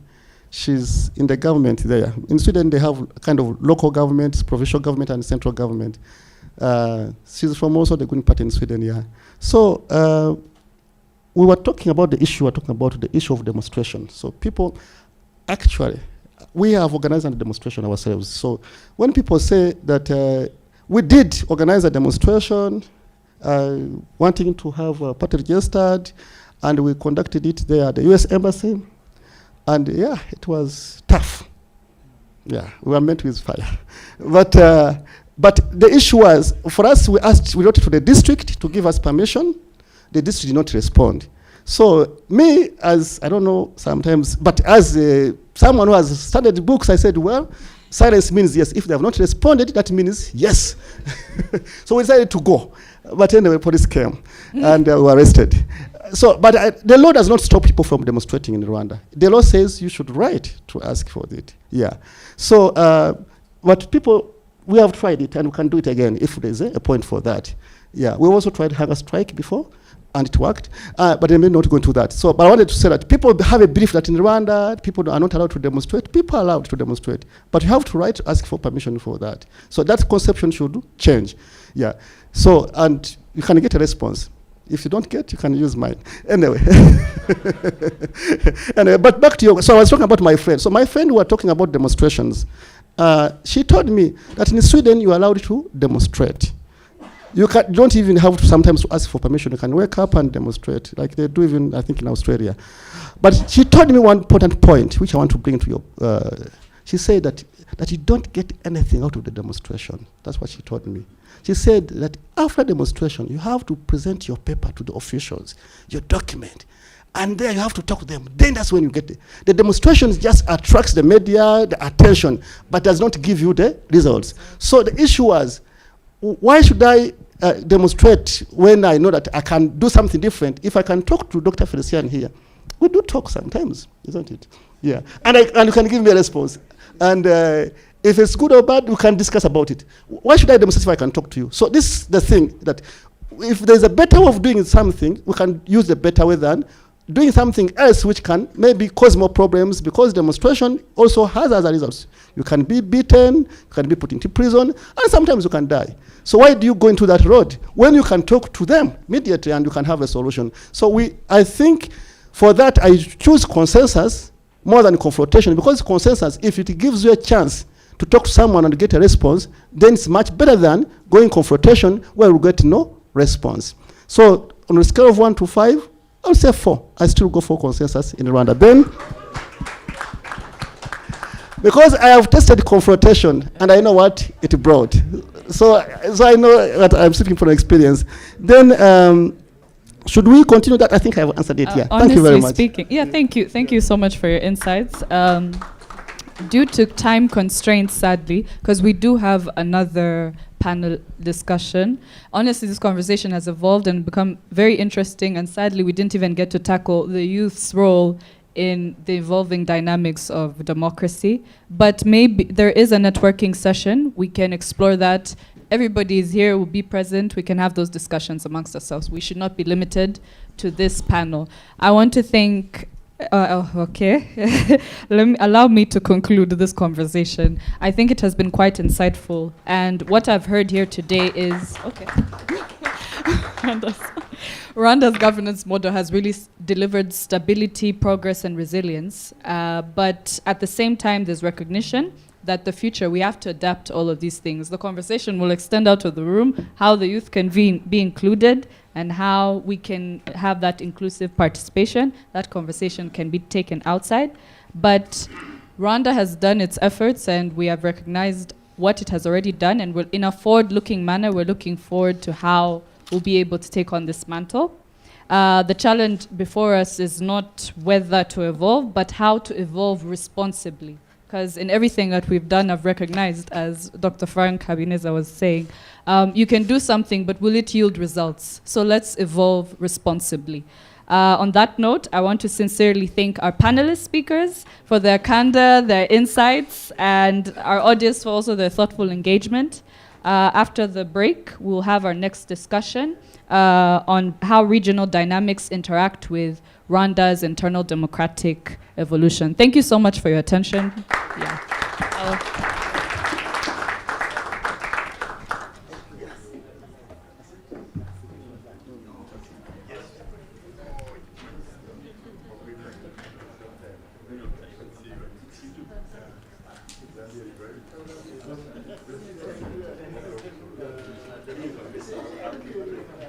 Thank you, everyone.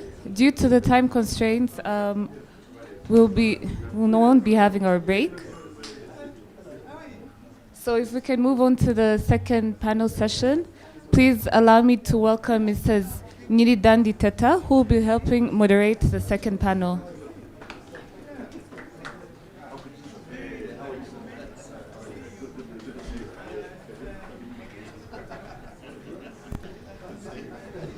Hello. I think there was a mistake. We don't have a break. No, there's no break. We're going to go maybe just a 5 minutes for stretching, and then we come back.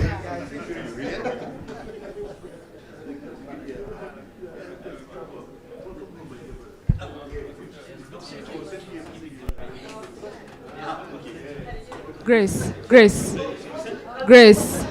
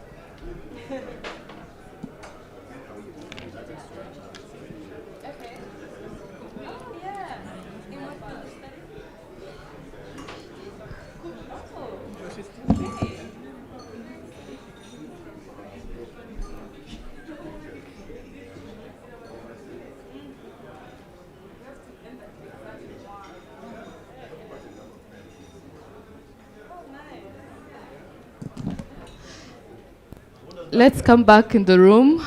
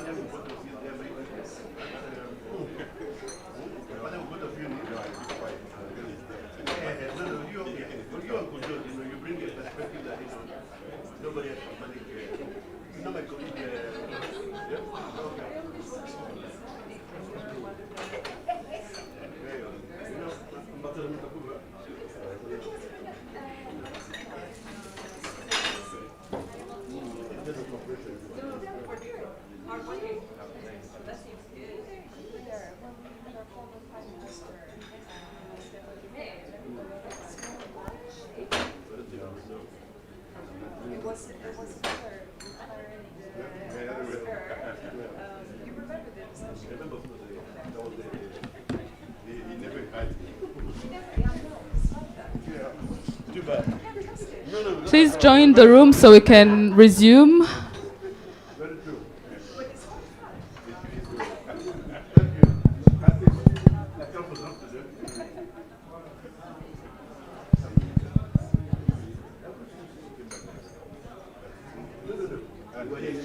Kindly take your seats. Yes, thank you.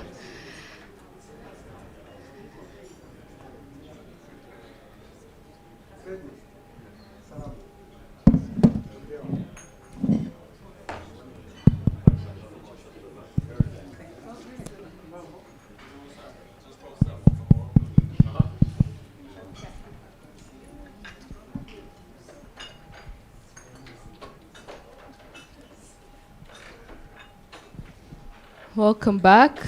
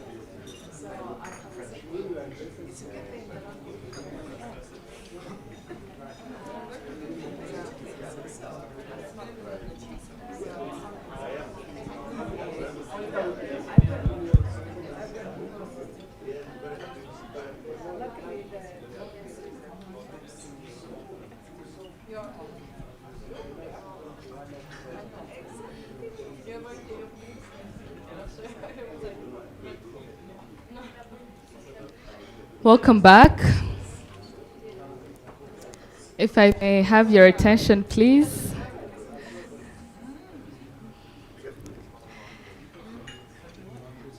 If I may have your attention.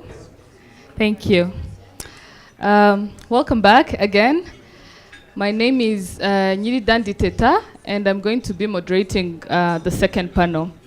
Joining me on stage, Brigadier General Ronald Gwibanga. Please join us on stage. Ambassador Joseph Mutawawa. And lastly, Dr. Frederick Goloba.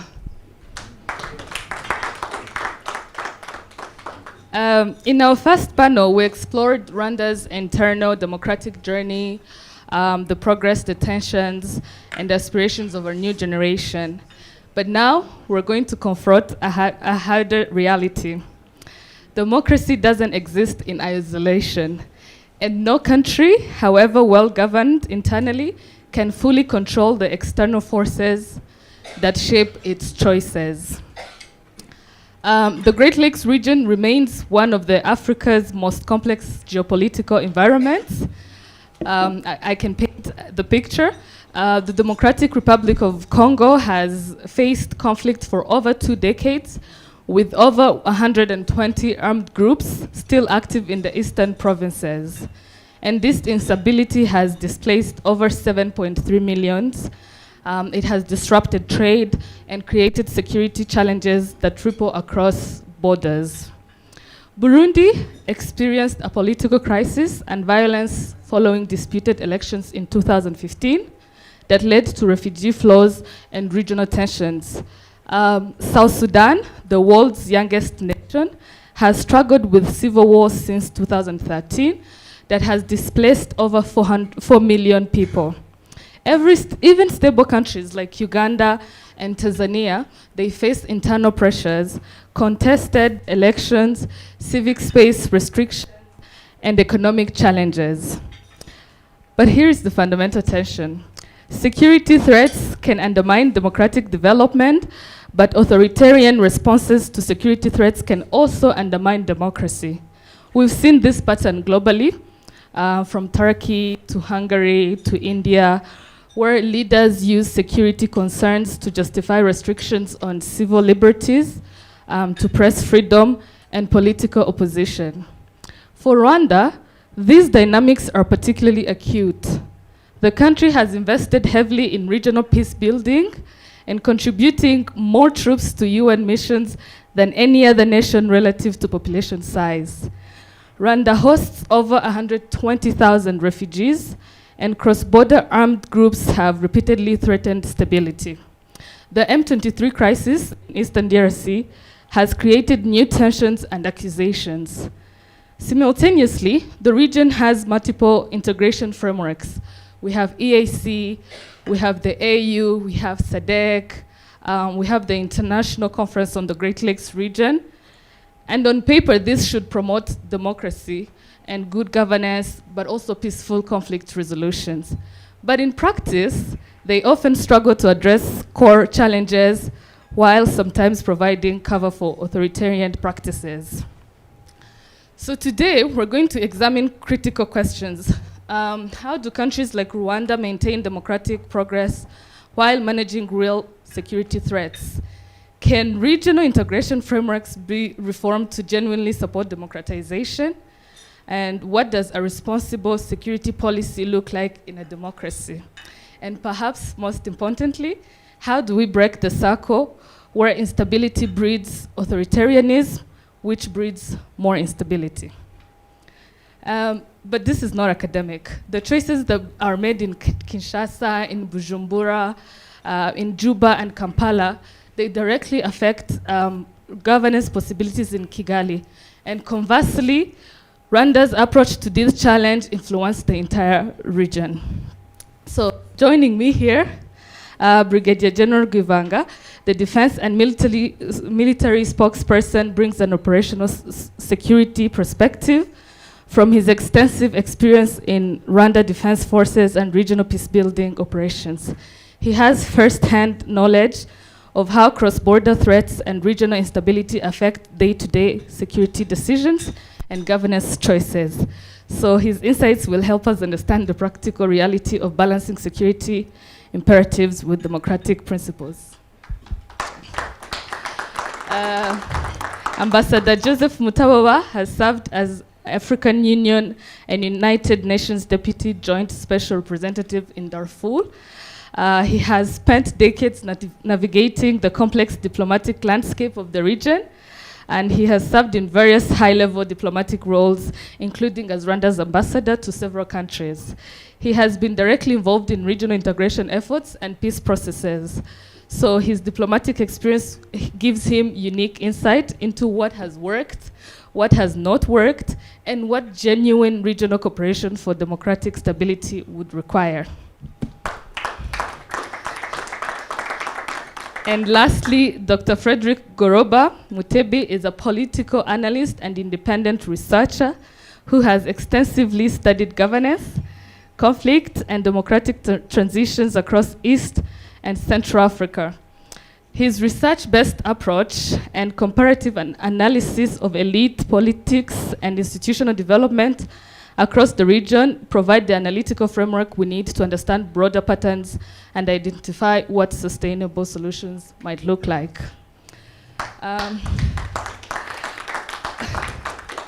Starting with Brigadier General Givanga, let's start with facts. Brigadier General, what are the current security realities Rwanda faces from regional instability, and how do these affect governance decisions? Okay, first of all, I would like to thank the organizers of this event for inviting me on behalf of the Ministry of Defense and the Rwanda Defense Force. Today's topic is very important in the sense that we'll be given an opportunity to discuss security matters in the Great Lakes region. We all know that Africa faces a wide range of security challenges, ranging from violent criminality in different parts of the continent, and we have cities where the government has ceded parts of the city to criminals, and they are okay with that.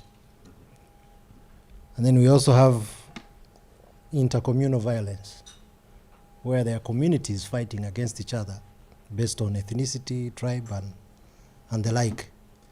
And sometimes government has given up on these contradictions if not actually supported one group against the other. It's a common thing. I can give many examples as we go along. The third is cross-border insurgency. Internal and cross-border insurgency in a given conflict situation. And then lastly, terrorism. Now, these are the major security issues that Africa is confronted with. All these challenges tend to hinder socio-economic transformation. And for very many reasons, you will not have foreign direct investment in such countries. You will also have a problem with migration and refugee crisis coming out of that complex situation. And lastly, of course, poverty will be exacerbated in the process, undermining efforts to attain peace and stability. Therefore, it is government's primary responsibility to address the root causes of all these problems. You cannot outsource the solution. You cannot make the solution become a foreign responsibility. Never. The moment you do that, you are failing from the get-go. So to ensure security and stability, it is important that government works with itself, within, but also without collaboration with regional entities, diplomacy, in order to address cross-border security matters. So, and I think you talked about it, the fact that we need to be part of these regional organizations, ICGL, AU, East African Community, etc. And this is why our government has a multi-pronged approach in dealing with these security challenges. We have at least ticked all the boxes in trying to find solutions to these critical security issues. Now I want to say something, that Rwanda is a classic example. We have ticked all those boxes of insecurity in the past, in 1994. At least no one will say that we had a very safe and secure nation. And that is why I want us to look at Rwanda as a blueprint of a state that recovered from anarchy. When I was in Fort Leavenworth in 2013, I read a book by a gentleman called Robert Kaplan, in which he predicted doom for Africa. But he held certain factors constant in his argument. And I remember I wrote a thesis on that. I mean, a paper, not a thesis, a paper on his points of view. And, he was basically stressing how anarchy is going to destroy the African continent. He said, actually, how society, crime, overpopulation, tribalism, and disease are rapidly destroying the social fabric in the African continent. And he gave examples. So Rwanda was a classic case in his observations. But guess what? We actually we defeated his argument. Our story is a story of success in terms of reversing a trend, a clear trend in which a society that was destined for doom recovered quite successfully over a period of less than 20, because we've had a period of about 10 years after the 1994 genocide, in which we have had stability that is unchecked, that is unimpeded. Therefore, the issues that we are facing in the region today can be reversed. The DRC, the Eastern DRC, has similar contradictory ethnic arrangements that cause chaos, similar to Rwanda.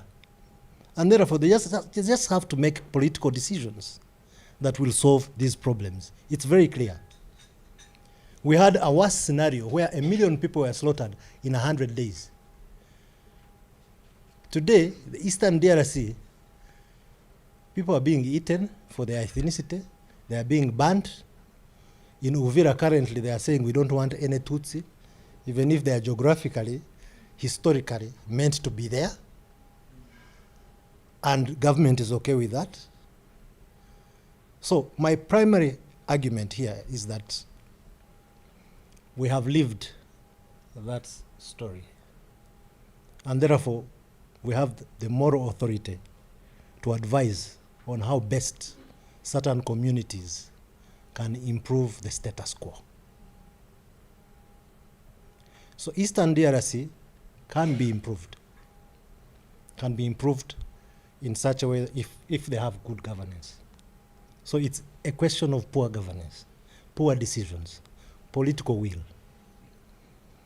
The moment a leader chooses a path of divisionism, sectarianism, hate, and discrimination, then you are destined for continuous anarchy.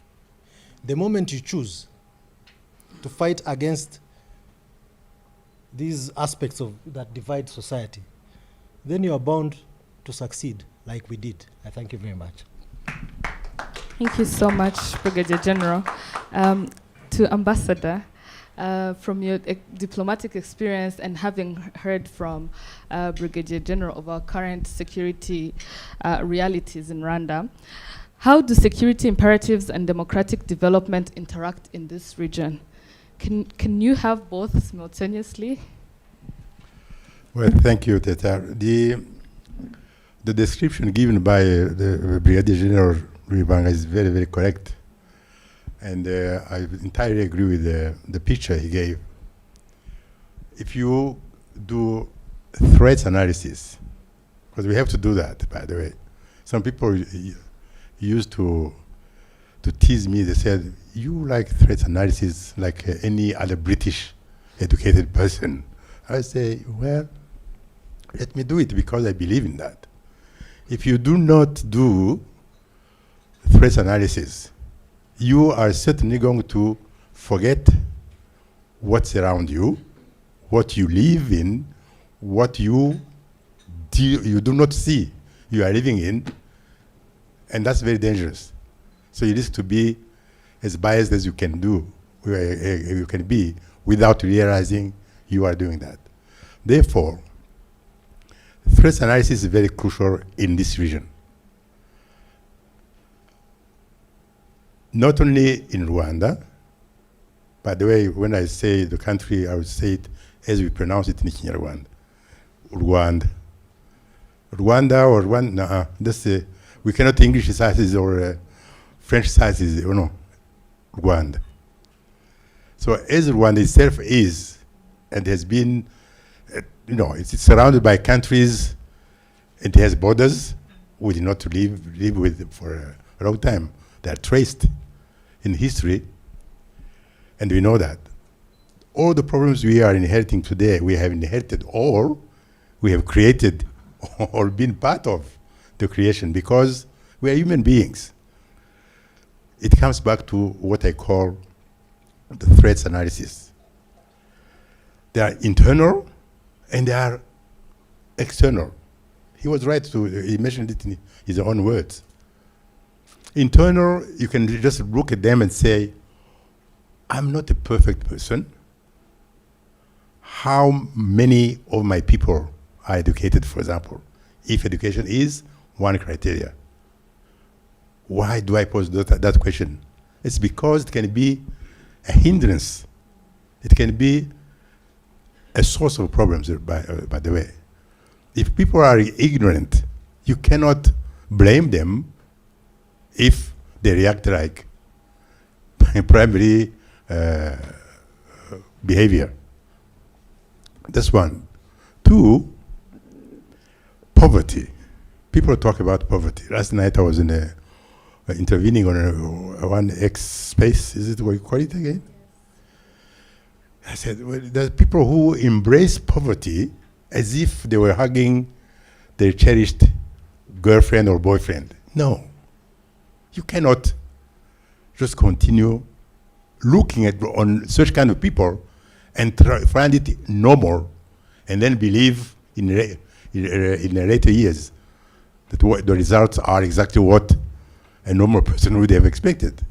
You cannot embrace or see people embracing poverty like darlings and keep quiet and do nothing.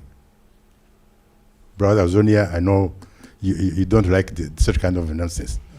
So you say no. End to poverty. Let's try again. Try most. We should not fail to have tried at least. That's what I call one of the internal threats. There are so many. I can go on and on and on, but we cannot ignore them. The external threats, no, sorry, let me conclude on the internal ones.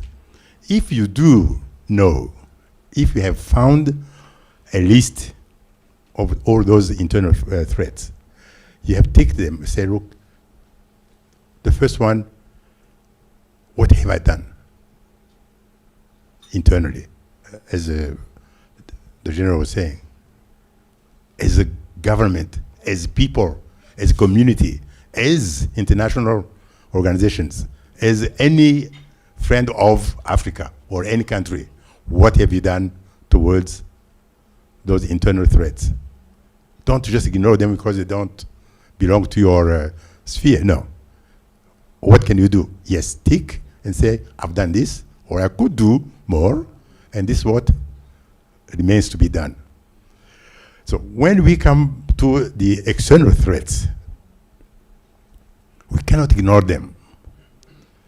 And there's a tendency for the international community, let's call it the international community, because it's, you know, when you cannot define or touch, like, you know, I touch the general, I know, you know, I know the person. When you cannot touch, you know, or you are very evasive and say, you call it international community.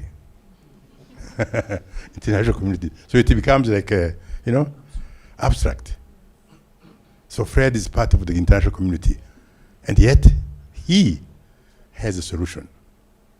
Why don't I simply just define that international community and say, Fred can do this, or Zonia can do this, the Peter can do this, and so on. That way, we can address the threats. If I insist on the external threats, I come back to the region. You were talking about borders before. Historically, Dr. Chimonyo knows more than any other political analyst like Fred, that these borders were created. It's a fact of history. Everyone in this room knows. We have learned it at school, we have read it in books, we see that happening on television. Nobody talks about those. It's an external thing which came. Dated, signed, I can tell you the dates, because I know them all now. The source of all the evils we have today in Eastern DRC, as you mentioned, they stem from that particular border drawing. You have just a border which comes like here, between my glass and the bottle of water. You separate them, say, this belongs to Joseph and this is for Fred. But that was my glass. No, it's for Fred. And people just believe that was done and it's done, so we don't understand, we don't need to look at it again. No, it's not fair. It's not democratic, by the way. Talking about democracy. Democracy came as another external threat because the concept itself is different from what we in Africa had as democracy. By the way, I can assert and be challenged on that. Africa had democracy of its own. Yes, we had colonial borders. Yes, we had colonial democracy, but we cannot just simply relax and say, oh, no problem. This is just diplomacy, the democracy we have to do. It's a threat. Latent or active, but it is an external threat we have to live with And we have lived with it for centuries. I don't want to go back to the 16th century and talk about slavery and so on, because it has all consequences today. If we do agree on internal and external threats, and we do agree equally that they all should be addressed, then we should not have problems at all. That's my point on that. We have tried in the, you mentioned the international conference for the Great Lakes. Yeah. I was the representative for Rwanda. I was particularly there for the security issue. But when I look back, when I travel from 2002 to today, and I look back at the texts we prepared, the texts which were signed by the heads of states of the Great Lakes region countries, you simply wonder and ask yourself, what went wrong? What is wrong? Perfect texts. I'm not trying to praise myself for penning some of them. No. But we did a good job. Yeah.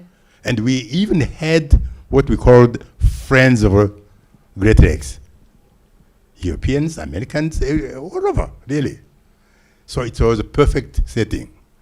But today, or yesterday, when you look back, you look around and say, we mentioned the internal threats, we mentioned the external threats, but today, where are the friends of Great Lakes?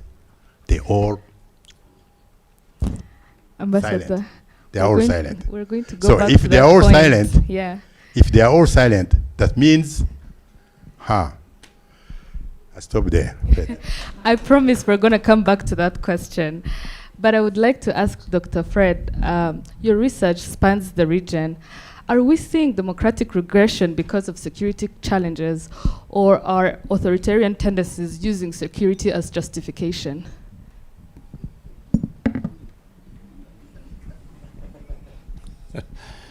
If there was such a thing as a trick question, this is one.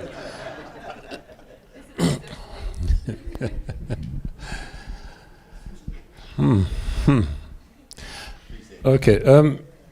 As far as I'm concerned, the term or the terms authoritarianism, authoritarian, democracy, democratization, I'm not sure that when we are discussing these terms or using them, we mean the same thing. Or that if you asked people in this room what authoritarianism is, or what to be authoritarian is, or what democracy is, that you would get a single answer. And I think that for us Africans, and we Africans particularly in this region, I think these terms are as destructive or destructive in that they distract us from more important things. And they preoccupy us in ways that pretty much force us to ignore more important things, or more immediately important things. Because we keep labeling governments as authoritarian, we keep labeling leaders as authoritarian, we keep saying there's democracy here and there's no democracy here. Which country in this region is democratic in the way that we use this term, or the way we throw it around? Which country, which government in this region is not authoritarian? From my perspective, none. All the governments in this region are authoritarian. If you ask me which country in this region is not democratic, well, if we are thinking of liberal democracy, I would say all of them are not democratic. But how important is democracy or liberal democracy? Let me just restrict myself to liberal democracy. This is when you have open competition involving different political organizations, preferably adversarial contestation. You know, you argue with each other, you oppose each other, you compete. How important is this? And to whom is it important? Now, I have spent the last 30 years of my life doing research, mainly in rural areas, looking at a whole range of things. Now, when you go to rural Africa, what do you see there? Poverty, bad schools, bad health centers, no medicines, poor people, diseased people, bad roads. To what extent does democracy, is that because we have no democracy? Is that because we are not democratic? And if we were democratic, would that solve those problems? Now I go back to the statement I made in the beginning, that these things distract us. And we allow ourselves to be distracted. I spent a lot of time debating with my intellectual friends. We like calling ourselves intellectuals. About what are the most important things. Is it fighting in the street over elections? Beating each other up, breaking each other's skulls and limbs and maiming each other? Or shooting people, governments arresting people and incarcerating them in the interest of competitive elections? Or are the important things those things I mentioned that I see in rural Uganda, rural Rwanda, rural Kenya, rural Tanzania? So I think that authoritarianism, and when I was a student, we spent a lot of time studying East Asia.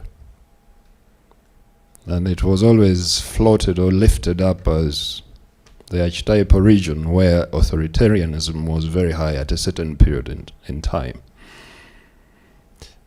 And then I come back to Africa and we're here lamenting that, you know, in the 1960s we were like Singapore.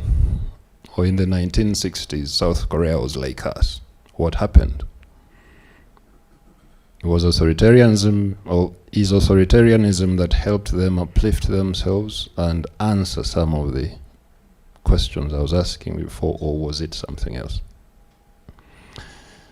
Now, for me, I think that in a country like Rwanda, in a country like Uganda, in a country like DRC, Kenya, Tanzania, we should be spending more time trying to understand what kind of politics do we need that can help us respond to those problems that I'm describing, that I see around myself when I'm in rural areas of Africa. What kind of politics do we need? So that we stop distracting ourselves with really quite unhelpful arguments about authoritarianism and democracy, because these are destructive, they distract us. Now, I came to Rwanda 25 years ago. I am native Ugandan. So I live in Rwanda and live in Uganda as well. Now, as a student, I studied Uganda very intensely before I came to Rwanda. And I had certain views about how Uganda is governed. And then I came here, and I keep going back and forth and comparing these two contexts and thinking, why does this happen here but not over there? Let's just look at local government. I study local government and how local governments work or don't work. At the moment, I have an advisory position at the Ministry of Local Government, and we spend a lot of time there debating things or looking at things. And I have been asserting to my friends or colleagues at the ministry that, having observed how local governments work in Uganda, Zambia, Malawi, Niger, I keep telling them that the local government system here is not perfect, but it performs better than any other one I've seen. Can you explain that by using authoritarianism or democracy? No. I think you can only explain it in terms of the people who lead this country being very intentional about building a system that works. So let me conclude by saying we Africans should stop distracting ourselves or allowing ourselves to be distracted and going around in debates that are totally unhelpful, and forget answering or responding to the most immediately important problems that populations face. Thank you. Thank you so much, Doctor, for your insights. Back to Ambassador. You've mentioned these multiple frameworks that were part of the EAC, the AU, the Great Lakes, the International Conference of the Great Lakes region that you're a part of. We have these multiple frameworks, but conflict persists. So my question is, are these institutions really promoting democracy, or are they just managing instability? Like I said, this is a safe space, so. Well, the answer is so simple. They manage instability, you're right. They do manage that. Why? Because they are struggling still to deal, to deal with the issues as they are. And the end result comes as a wake-up call to say, hey guys, we have not addressed the issues from the very source, the very source you ignored, or you were distracted, as Fred said. You were distracted from doing that.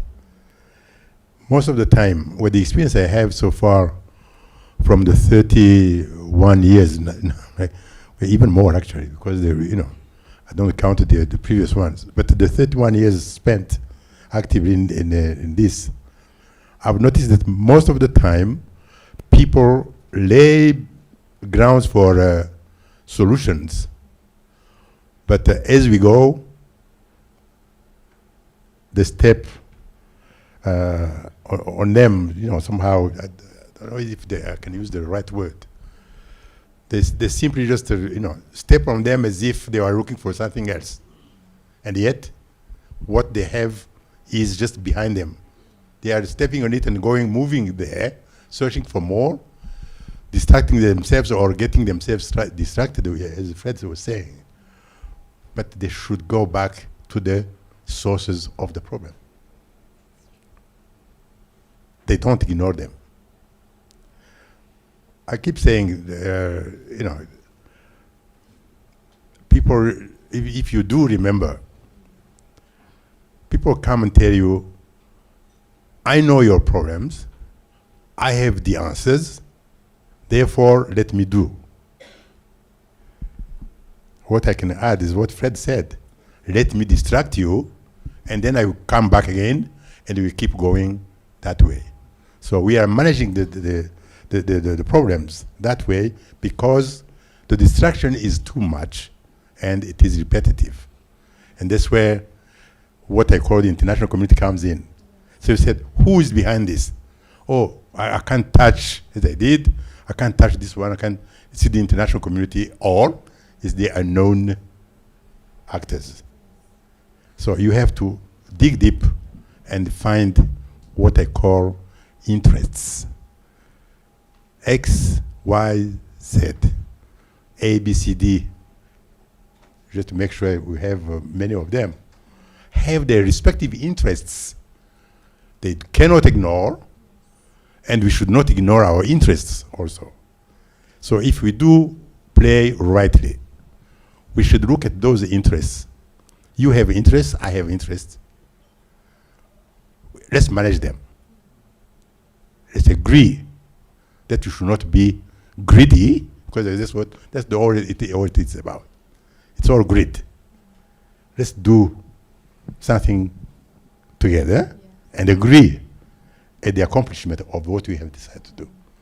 If we do that, hopefully the international community, Africa, and elsewhere, we all will sail safely to the end where we find solutions rather than managing the the problems. Thank you. Thank you so much. Back to Brigadier General. From a security standpoint, what would genuine regional cooperation look like? In other words, what would have to change? A number of things. One is that as a region and from a diplomatic perspective, I will want to remove my military hat and put on the hat of a diplomat. Of course, like I mentioned, we have to have a multi-pronged approach to dealing with security issues.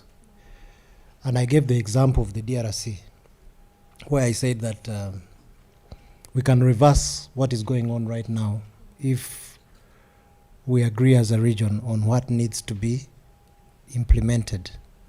I think currently we have all agreed that the East African community and SADC should come together and find a solution. Initially there was a mistake. The East African community was thrown out, said, you're not adopting an offensive posture. Let us bring SADC to use force. And you know what happened. You cannot solve a political problem using brute force. Okay? So that's, the proof is in the pudding. It failed from the start. And it's not about numbers, because all these countries, and I can mention them, there was South Africa, there was Malawi, there was Tanzania, there were these Romanian mercenaries who you saw, being given access through Rwanda to go back to their homes. We had the DRC government, which had over 75,000 fighters. 50,000 was Arendo, and about 25,000 commandos, with the explicit aim of eliminating one group of people called the M23. Well, some people are saying, you see the reason why they succeeded is because there was a foreign country, X. But don't people really have shame to look at all these countries and then say that, M23, supported by, succeeded? I can only tell you one thing, that if you choose to use brute force, then better be ready to work on the will to fight. Because those people you are eliminating every day have the will to fight, which you don't. So it's not about numbers. In the military, there are 3 reasons why people succeed in battle. 1, the physical component. That is equipment. Okay? 2, the moral component, which is the will to fight. Okay? The 3rd is the conceptual. Tactics, learning, strategy, and all that. That can be studied by any military in the world. I can say with certainty that the Romanians had concept, they had equipment, but they did not have the will to fight. Same with the DRC government. You know why? Because they were doing the wrong thing. They were basically trying to eliminate a group of people because of their ethnicity. Simple. So you cannot win with such a... Let me come back to Rwanda. And that's... I know I have slightly gone out of the context of diplomacy, but I'm still within the limits, the confines of the political aspect being the solution. Because in strategy, politics and diplomacy go hand in hand. And we have the military instrument of national power. We have the information, which is the media and others. And then finally, the economic instrument of national power. Those 4 have to work in tandem. So if you choose to adopt the military approach and disregard the political, which is, by the way, the most important, political/diplomatic in strategy, then you're missing the point. That is the mistake that the DRC government is doing today. Okay? And they will continuously fail if they do not address the root causes of the problem, if they do not adopt the diplomatic and a political solution to the problem. So the region is on the right track. The US was on the right track by bringing together the DRC and Rwanda for the conflict along the border and to demystify the hate and issues between both countries. Doha was okay because they were trying to bring M23 to discuss with the government of Rwanda. SADC and the East African community are supporting both initiatives.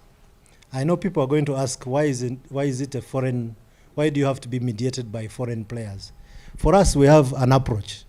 If someone is going to bring a solution, a political solution, we shall not disregard it. Rwanda has that approach.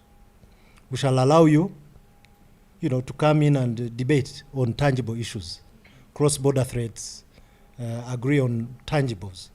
So the diplomatic aspect needs to be based on tangibles. And this is exactly what we have done with the US, in Doha, and in the East African community and SADC. But there has to be political will on both sides. Today, there is a resurgence in fighting.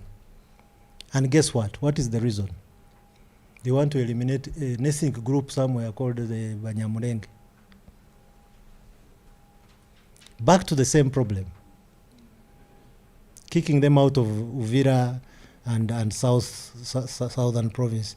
These are people, by the way, who are actually more genuine citizens of the DRC than the Kinyarwanda communities that probably were cut off during the 1884 Berlin Conference. Those ones in Ruchuru and Masisi and others who came in 1894. 1884 and 1885. But there are others who came in 1994. I'm still right on that. Those that migrated moved from Rwanda and joined. By the way, for your own information, and I don't want to be to miss my words on this. Today, the DRC government recognizes the ones that came in 1994 as genuine Congolese citizens. They are the so-called Wazalendo. But those who were there before are supposed to go back to the countries that the 1884 Berlin Conference cut out, those communities. Those ones should go back to Rwanda. But the ones who migrated in 1994 should stay. Do you see that contradiction? And that is the gist of the matter. So diplomatic efforts have to address those issues, the key issues that drive the conflict. Thank you very much. Thank you so much. And as a follow-up question to what Brigadier General just mentioned, with the current instability in DRC that has displaced over 7 million people internally, as I said, and the active troops that are there, I want to ask each of you, starting with Ambassador, what, in your opinion, what diplomatic approaches haven't been tried? Then Brigadier General will tell us what security approaches that show promise. And lastly, Dr. Goloba will tell us how success looks like in this context. Well, diplomacy has been active for sure. Very active, I should say, actually. But the results, again, were and are motivated by self-interests. So whoever has been dealing with the Nairobi process, whoever has been dealing with the Lusaka, Rwanda, everyone reflected or came with a package of his or her own interests to dwell on. And this has been very, very repeating itself. So if we do accept and do respect the interests of each and every one, we should at least diplomatically come around the table, talk to each other about our interests, because we are there, we are there, and agree that your interests should not prime my interests, and our interests as a diplomat or as politicians should not override whatever interests of the people on the ground are. The citizens who are victims of the borders you are talking about, 1884, the victims of what kind of discrimination has been going on for years or centuries today should not be taken lightly. So we all agree diplomatically and politically. If we have the political will, of course, we can solve so many things. But we have to agree on that first and abide by it.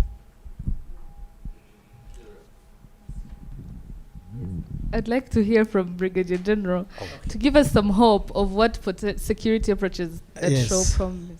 You know, I actually avoided the security approach and focused on other aspects. But I think it is important for us to focus on those 4 instruments in equal measure, and I will tell you why.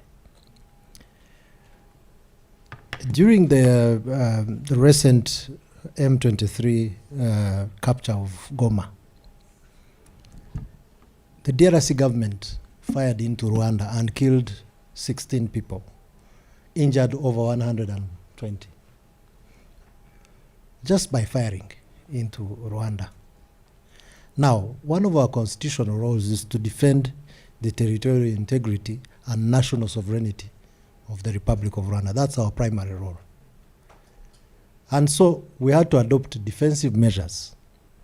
And these defensive measures halted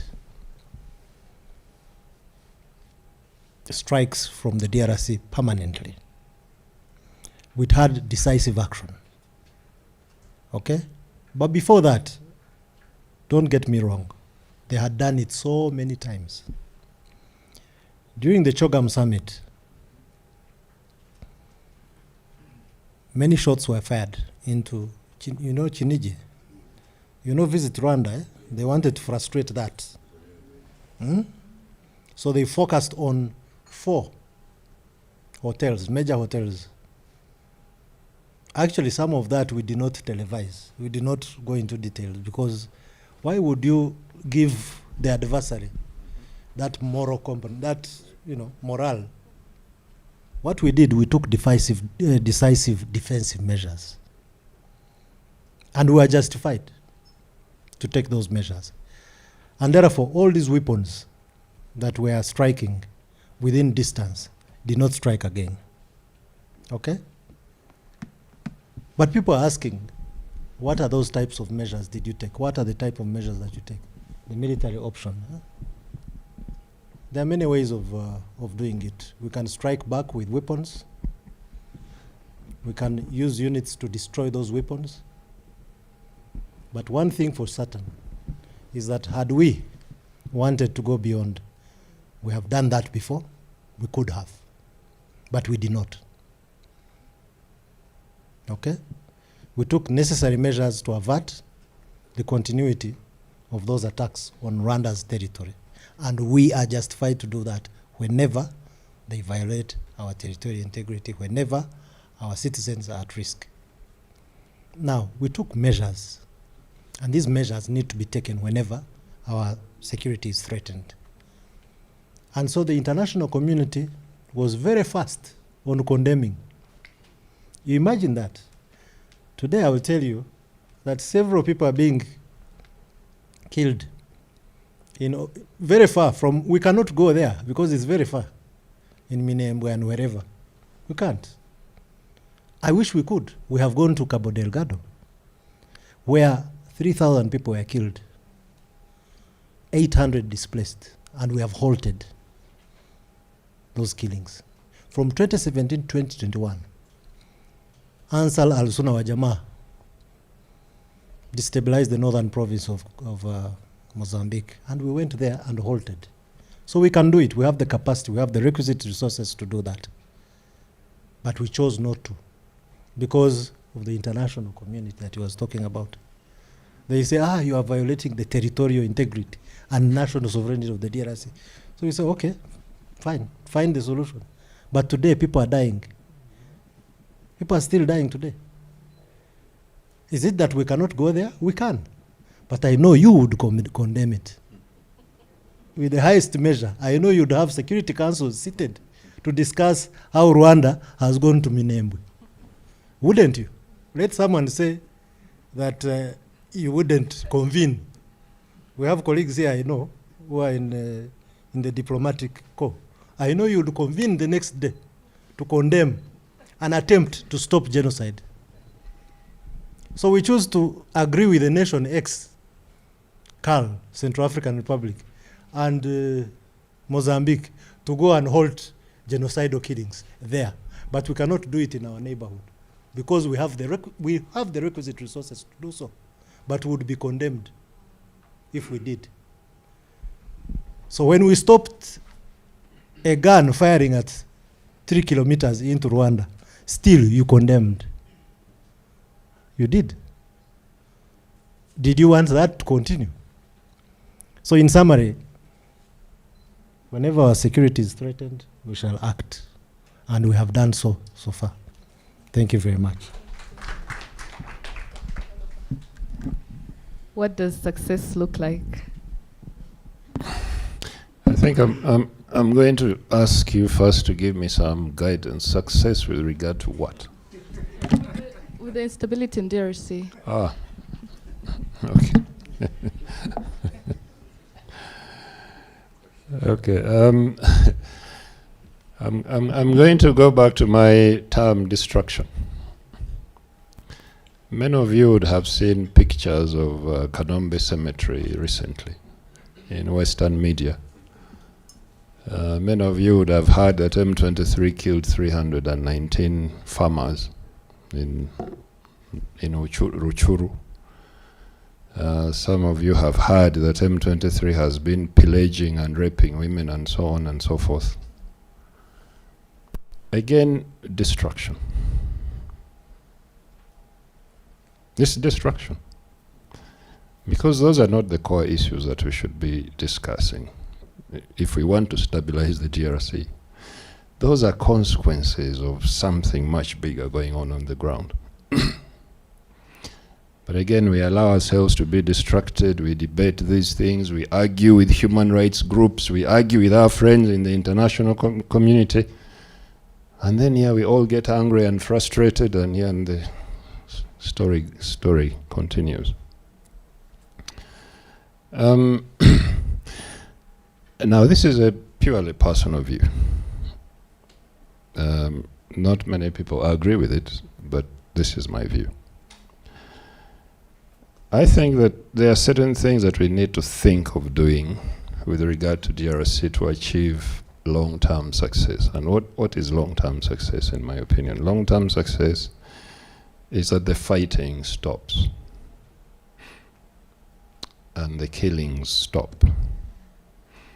And then we have some stability and conditions that then allow politicians to continue talking to each other for however long they may want to keep talking.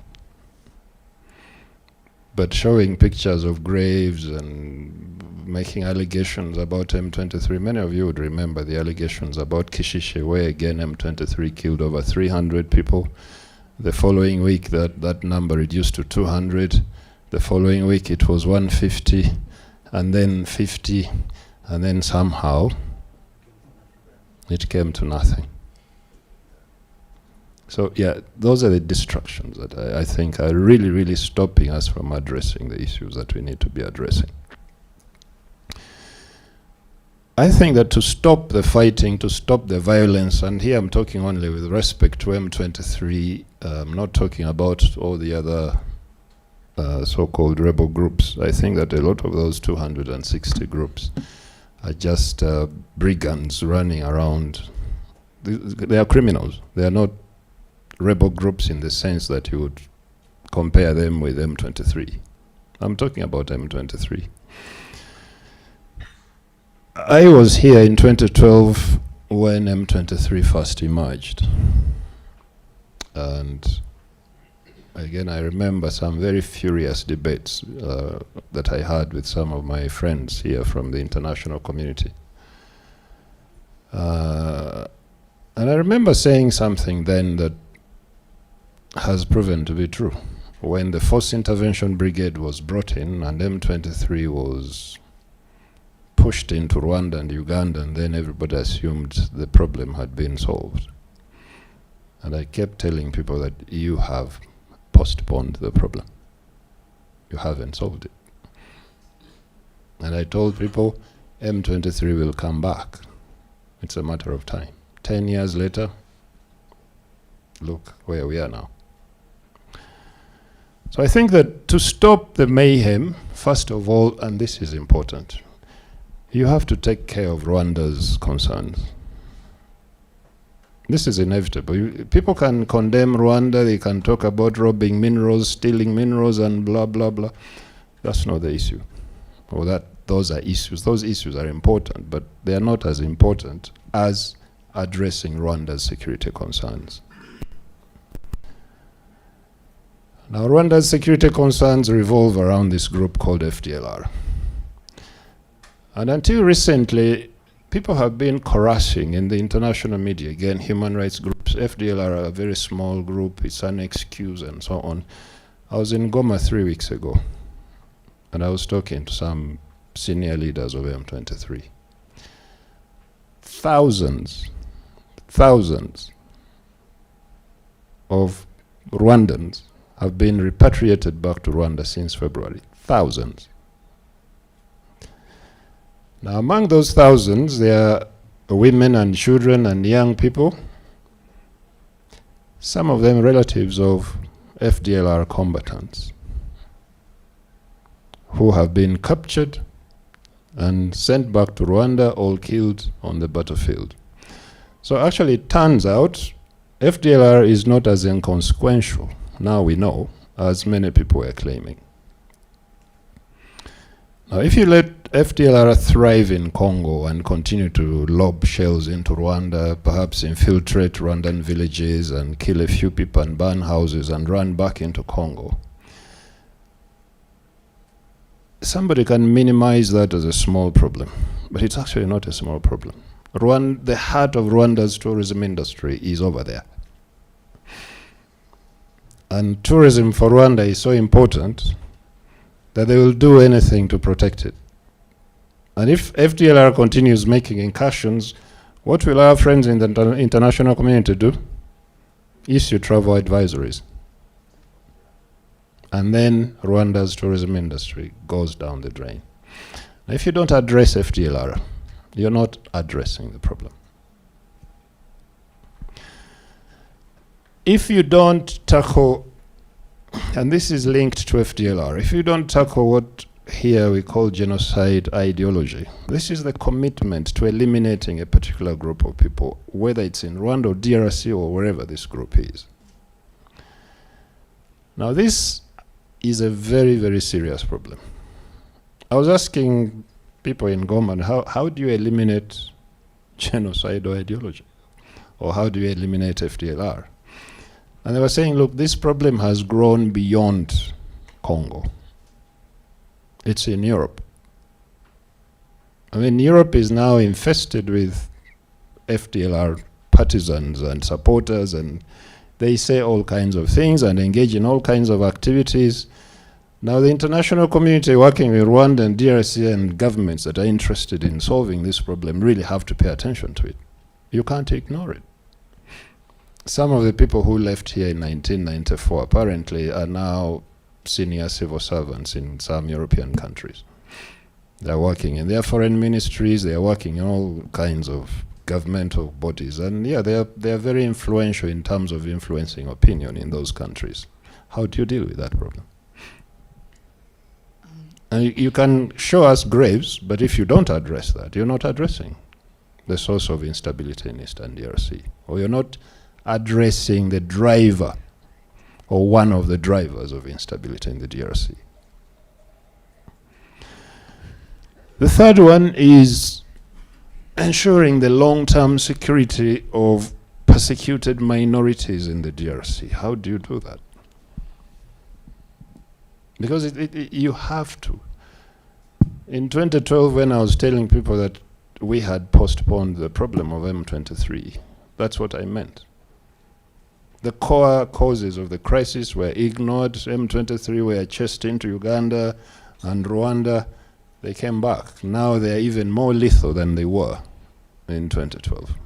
This morning when I woke up, I saw they were passing out 7,443 commandos.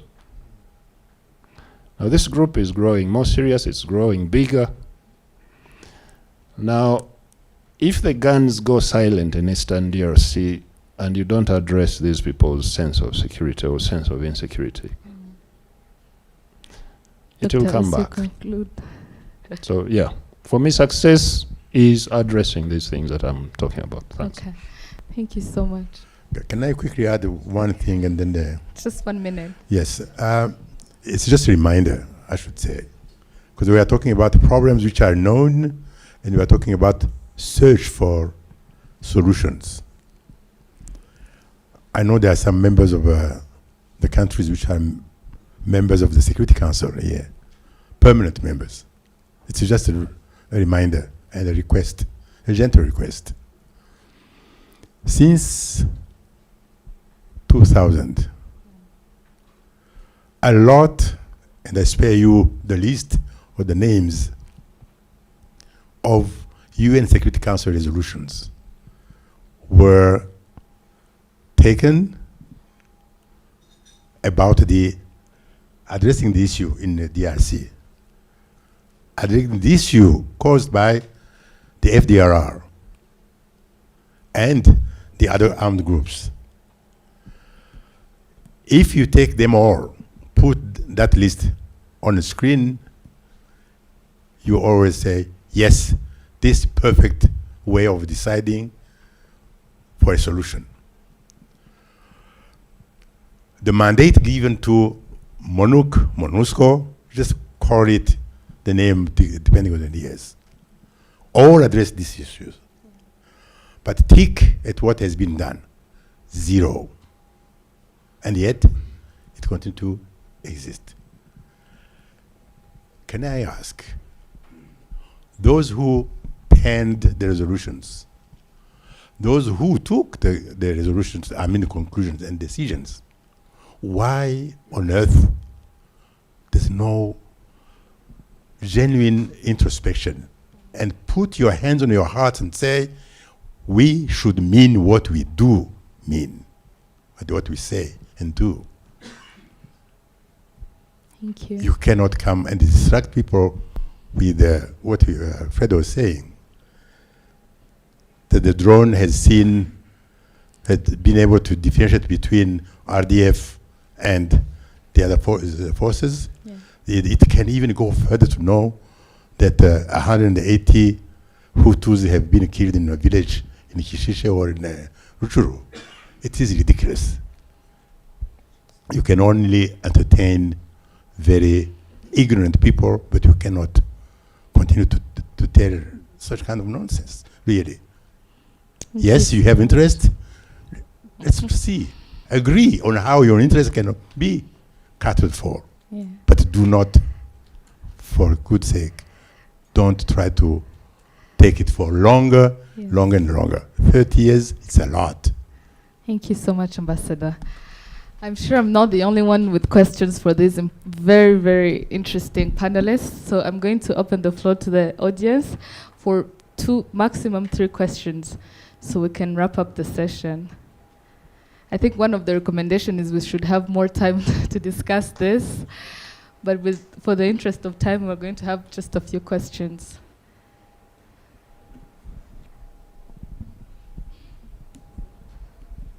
I'm sure. Thank you for the wonderful discussion. I'm sure we are not doing names now. We are past. Yeah. Thank you. My issue, really, I see that you raise very serious concerns about the treatment of minority, which is an issue that is not only immediate. Of course, you talk about success, factors of success, and maybe long-term issues. But of course, the immediate concern is that the guns should be silenced. But of course, I then thought about how technology is part of the concerns in the contemporary world with regards to conflicts. And I can imagine drones, the use of drones. And my question is it part of the issues that are being discussed on, as solutions to, we know that there are a number of frameworks that are there put on the table in trying to achieve peace related to the conflict. But my concern is that, of course, I've seen the economic issues embedded in the discussions, the migration, refugees issues are there, and so forth. And I know there is the issue of RIF, Regional Integration Framework. And here am I asking, is the issue around technology and security part of the discussions? Because it's an issue of concern, knowing that there are many advancements regarding the issue of technology and security. I thought about it when there was mention of tourism and security, you know, and for that area to be completely insulated with regards to security. Such issues have to be discussed in bringing all parties together to say, let's agree to this, because then if we had to talk of genuine regional integration benefits related to tourism and security, then I believe that is one issue that has to be discussed. Thank you so much. Thank you. The question has been noted, and Brigadier General will respond. Let's have two more questions. Thank you very much. And then we can respond all together. Oh, okay, fine. Do you have any more questions from the audience? Don't be shy. Okay. Yes, there's one more.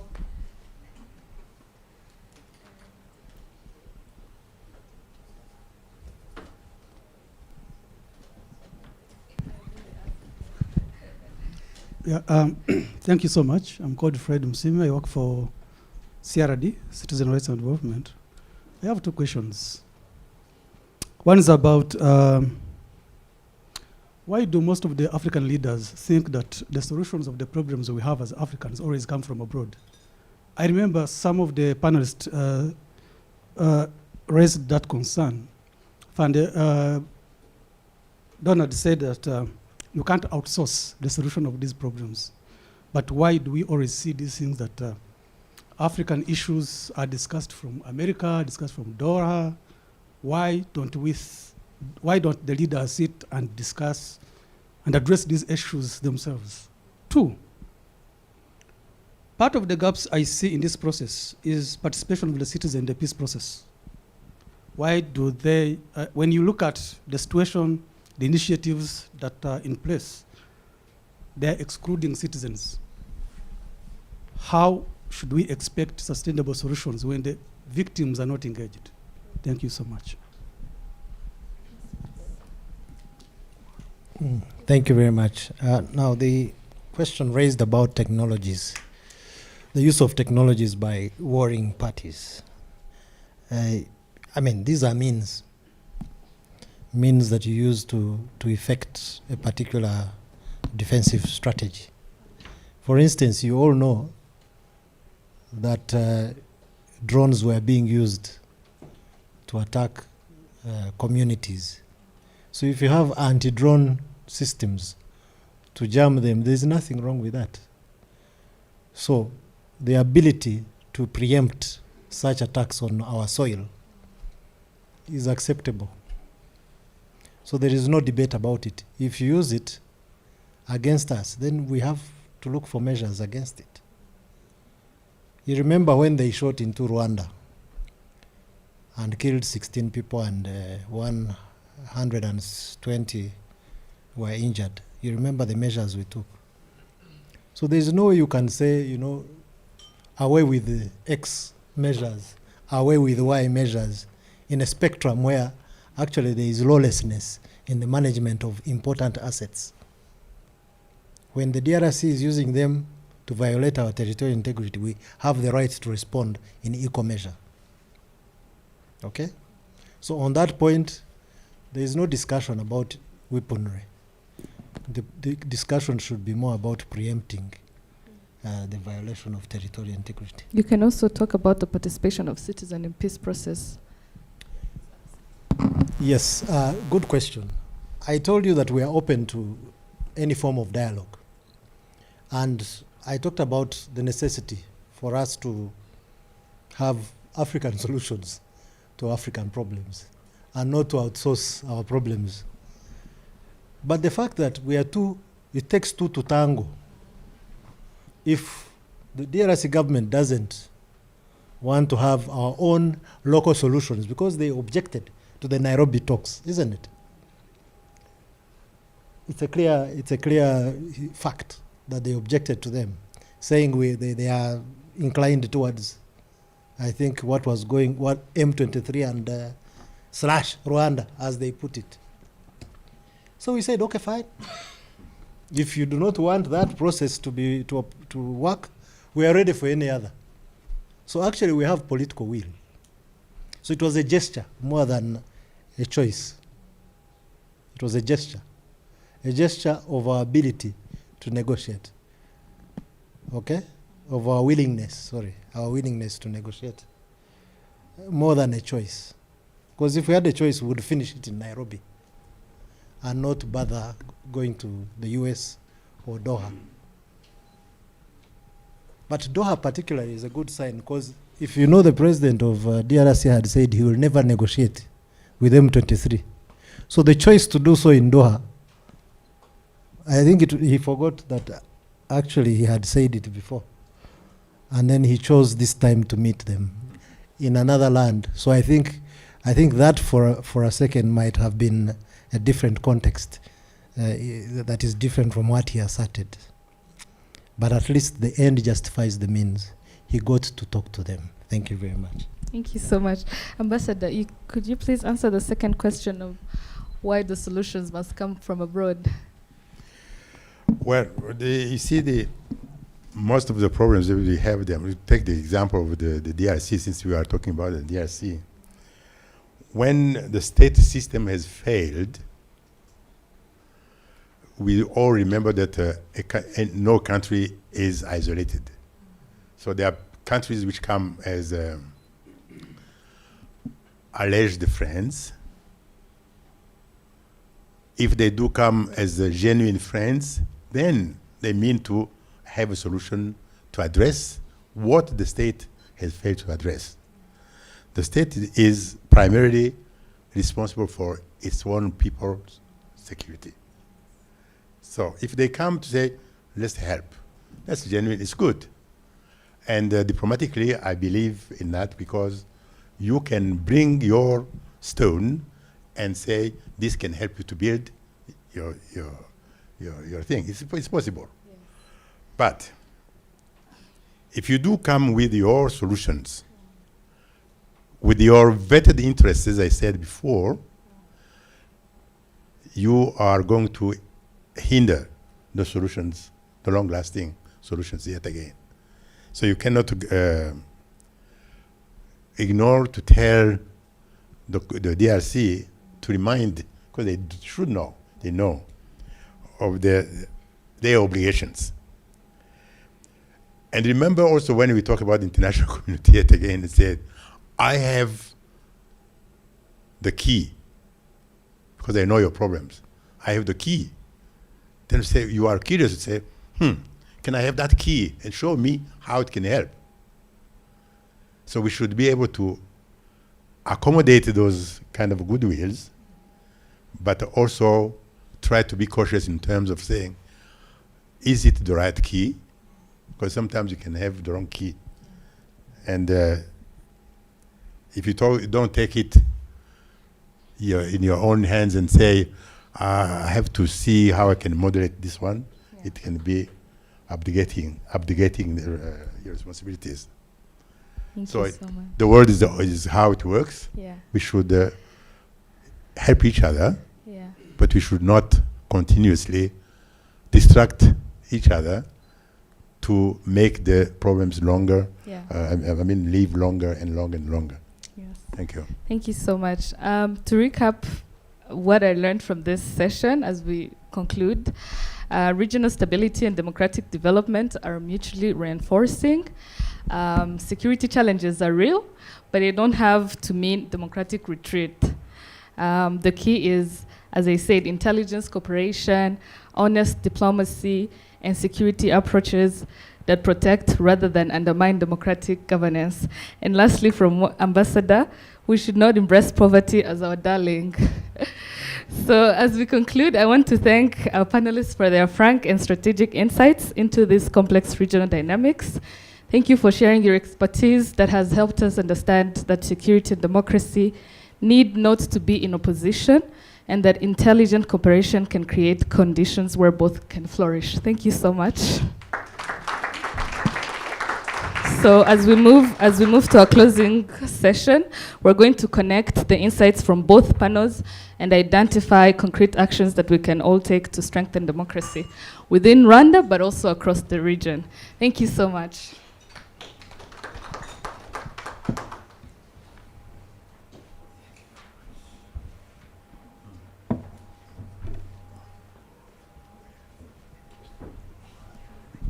Thank you so much to our dear panelists.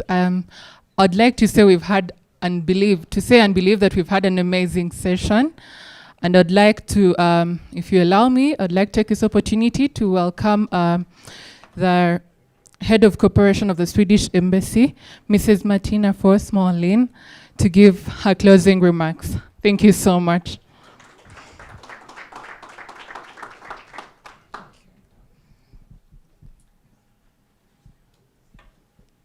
Excellencies and distinguished panelists, esteemed colleagues, participants, and friends. It's a great privilege for me to stand here today on this International Day of Democracy to give the closing remarks at this very important symposium. First of all, my sincere gratitude to Never Again Rwanda, who have brought all these very interesting people together, and where we have discussed the ever-evolving challenges of democratic governance.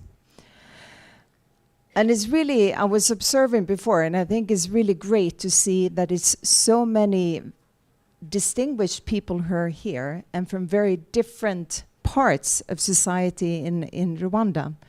And to me, that symbolizes a need, but also want and appreciation to have these kind of discussions about democracy. I'm also, on a personal note, very pleased that I'm doing my share of balancing the gender participation here, something that, together with Maya and Teta, of course, something that Felician from RGB pointed out before. So we started off hearing Dr. Joseph framing today's discussion by recognizing that democratic systems worldwide are facing significant pressures today from shifting regional, continental, and global dynamics. Throughout the globe, we see challenges such as disputed elections, restrictions on civic space, and disinformation on broader geopolitical tensions. And in a time like this, when democratic principles are increasingly questioned, I find it very important that we really go back to the very core about what we mean by democratic principles. And we remind ourselves what we really mean by democracy and why it is important. Because democracy means many things, as you were saying during the panel. And it might also mean different things to different people. Perhaps maybe the shortest and most concise definition of democracy is the one that Abraham Lincoln provided when he said that democracy is government of the people, by the people, and for the people. To me, the very core of democratic principles is the notion of equality of all citizens, or the very, very firm belief that we are all born equal. Another fundamental principle to me is something that Jean-Paul Kemoyo was addressing in your debate, is the responsiveness to its citizens. To have a society where people can raise their concerns, and you have a government who listens and acts on what they hear. And by acting, and by listening to its people and by acting on that, you also as a government have a chance to correct possible mistakes or wrongful decisions. However, I believe that democracy is not just a belief, it's also a pathway to stronger and more resilient societies, as it provides ways to listen and take in different views and thereby manage and also resolve conflicts within our societies. I'm lucky enough to be born in a country where inclusive institutions, civil participation, pluralism, and respect for human rights are deeply valued and serve as foundations on which the social trust in our society is constructed. And by listening to the people, our government has over the year responded by building a welfare state, providing safety nets for those in need, public health, and a good quality education system. And I would argue that this has jointly led to a stronger society. However, also in Sweden, some of these fundamental rights that we have learned to take for granted, perhaps, are today challenged. Rwanda's commitment to citizen participation through various homegrown solutions, such as the Gakake courts, consensus democracy, Imihigo, and the like, which we've heard many things about today, really demonstrates an effort to foster stability and participatory governance.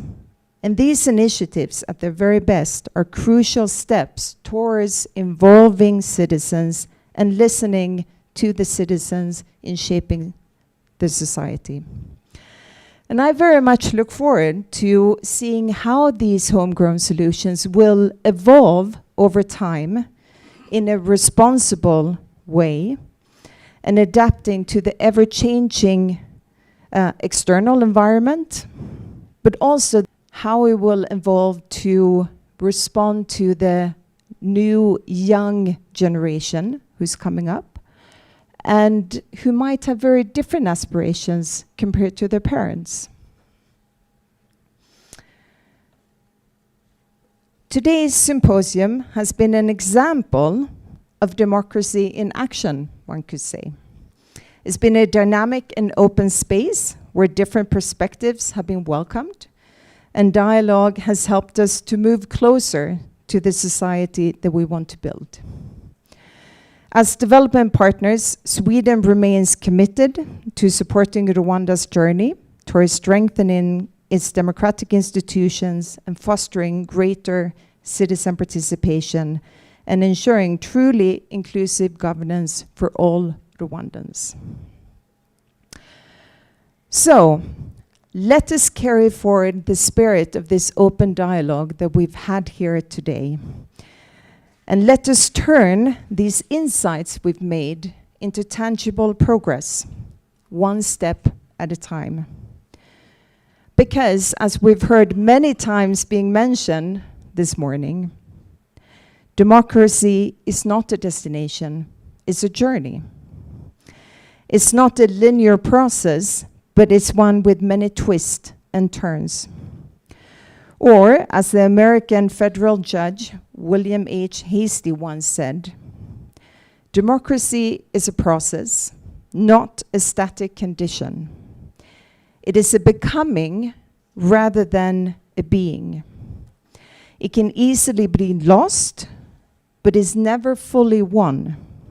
And the essence of it is its eternal struggle. And I would like to add to that the only way to take on this journey is to do it together.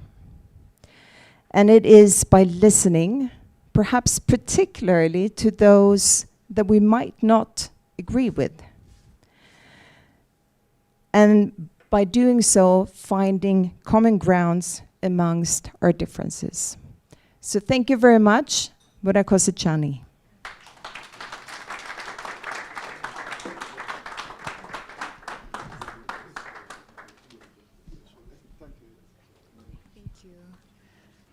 Thank you.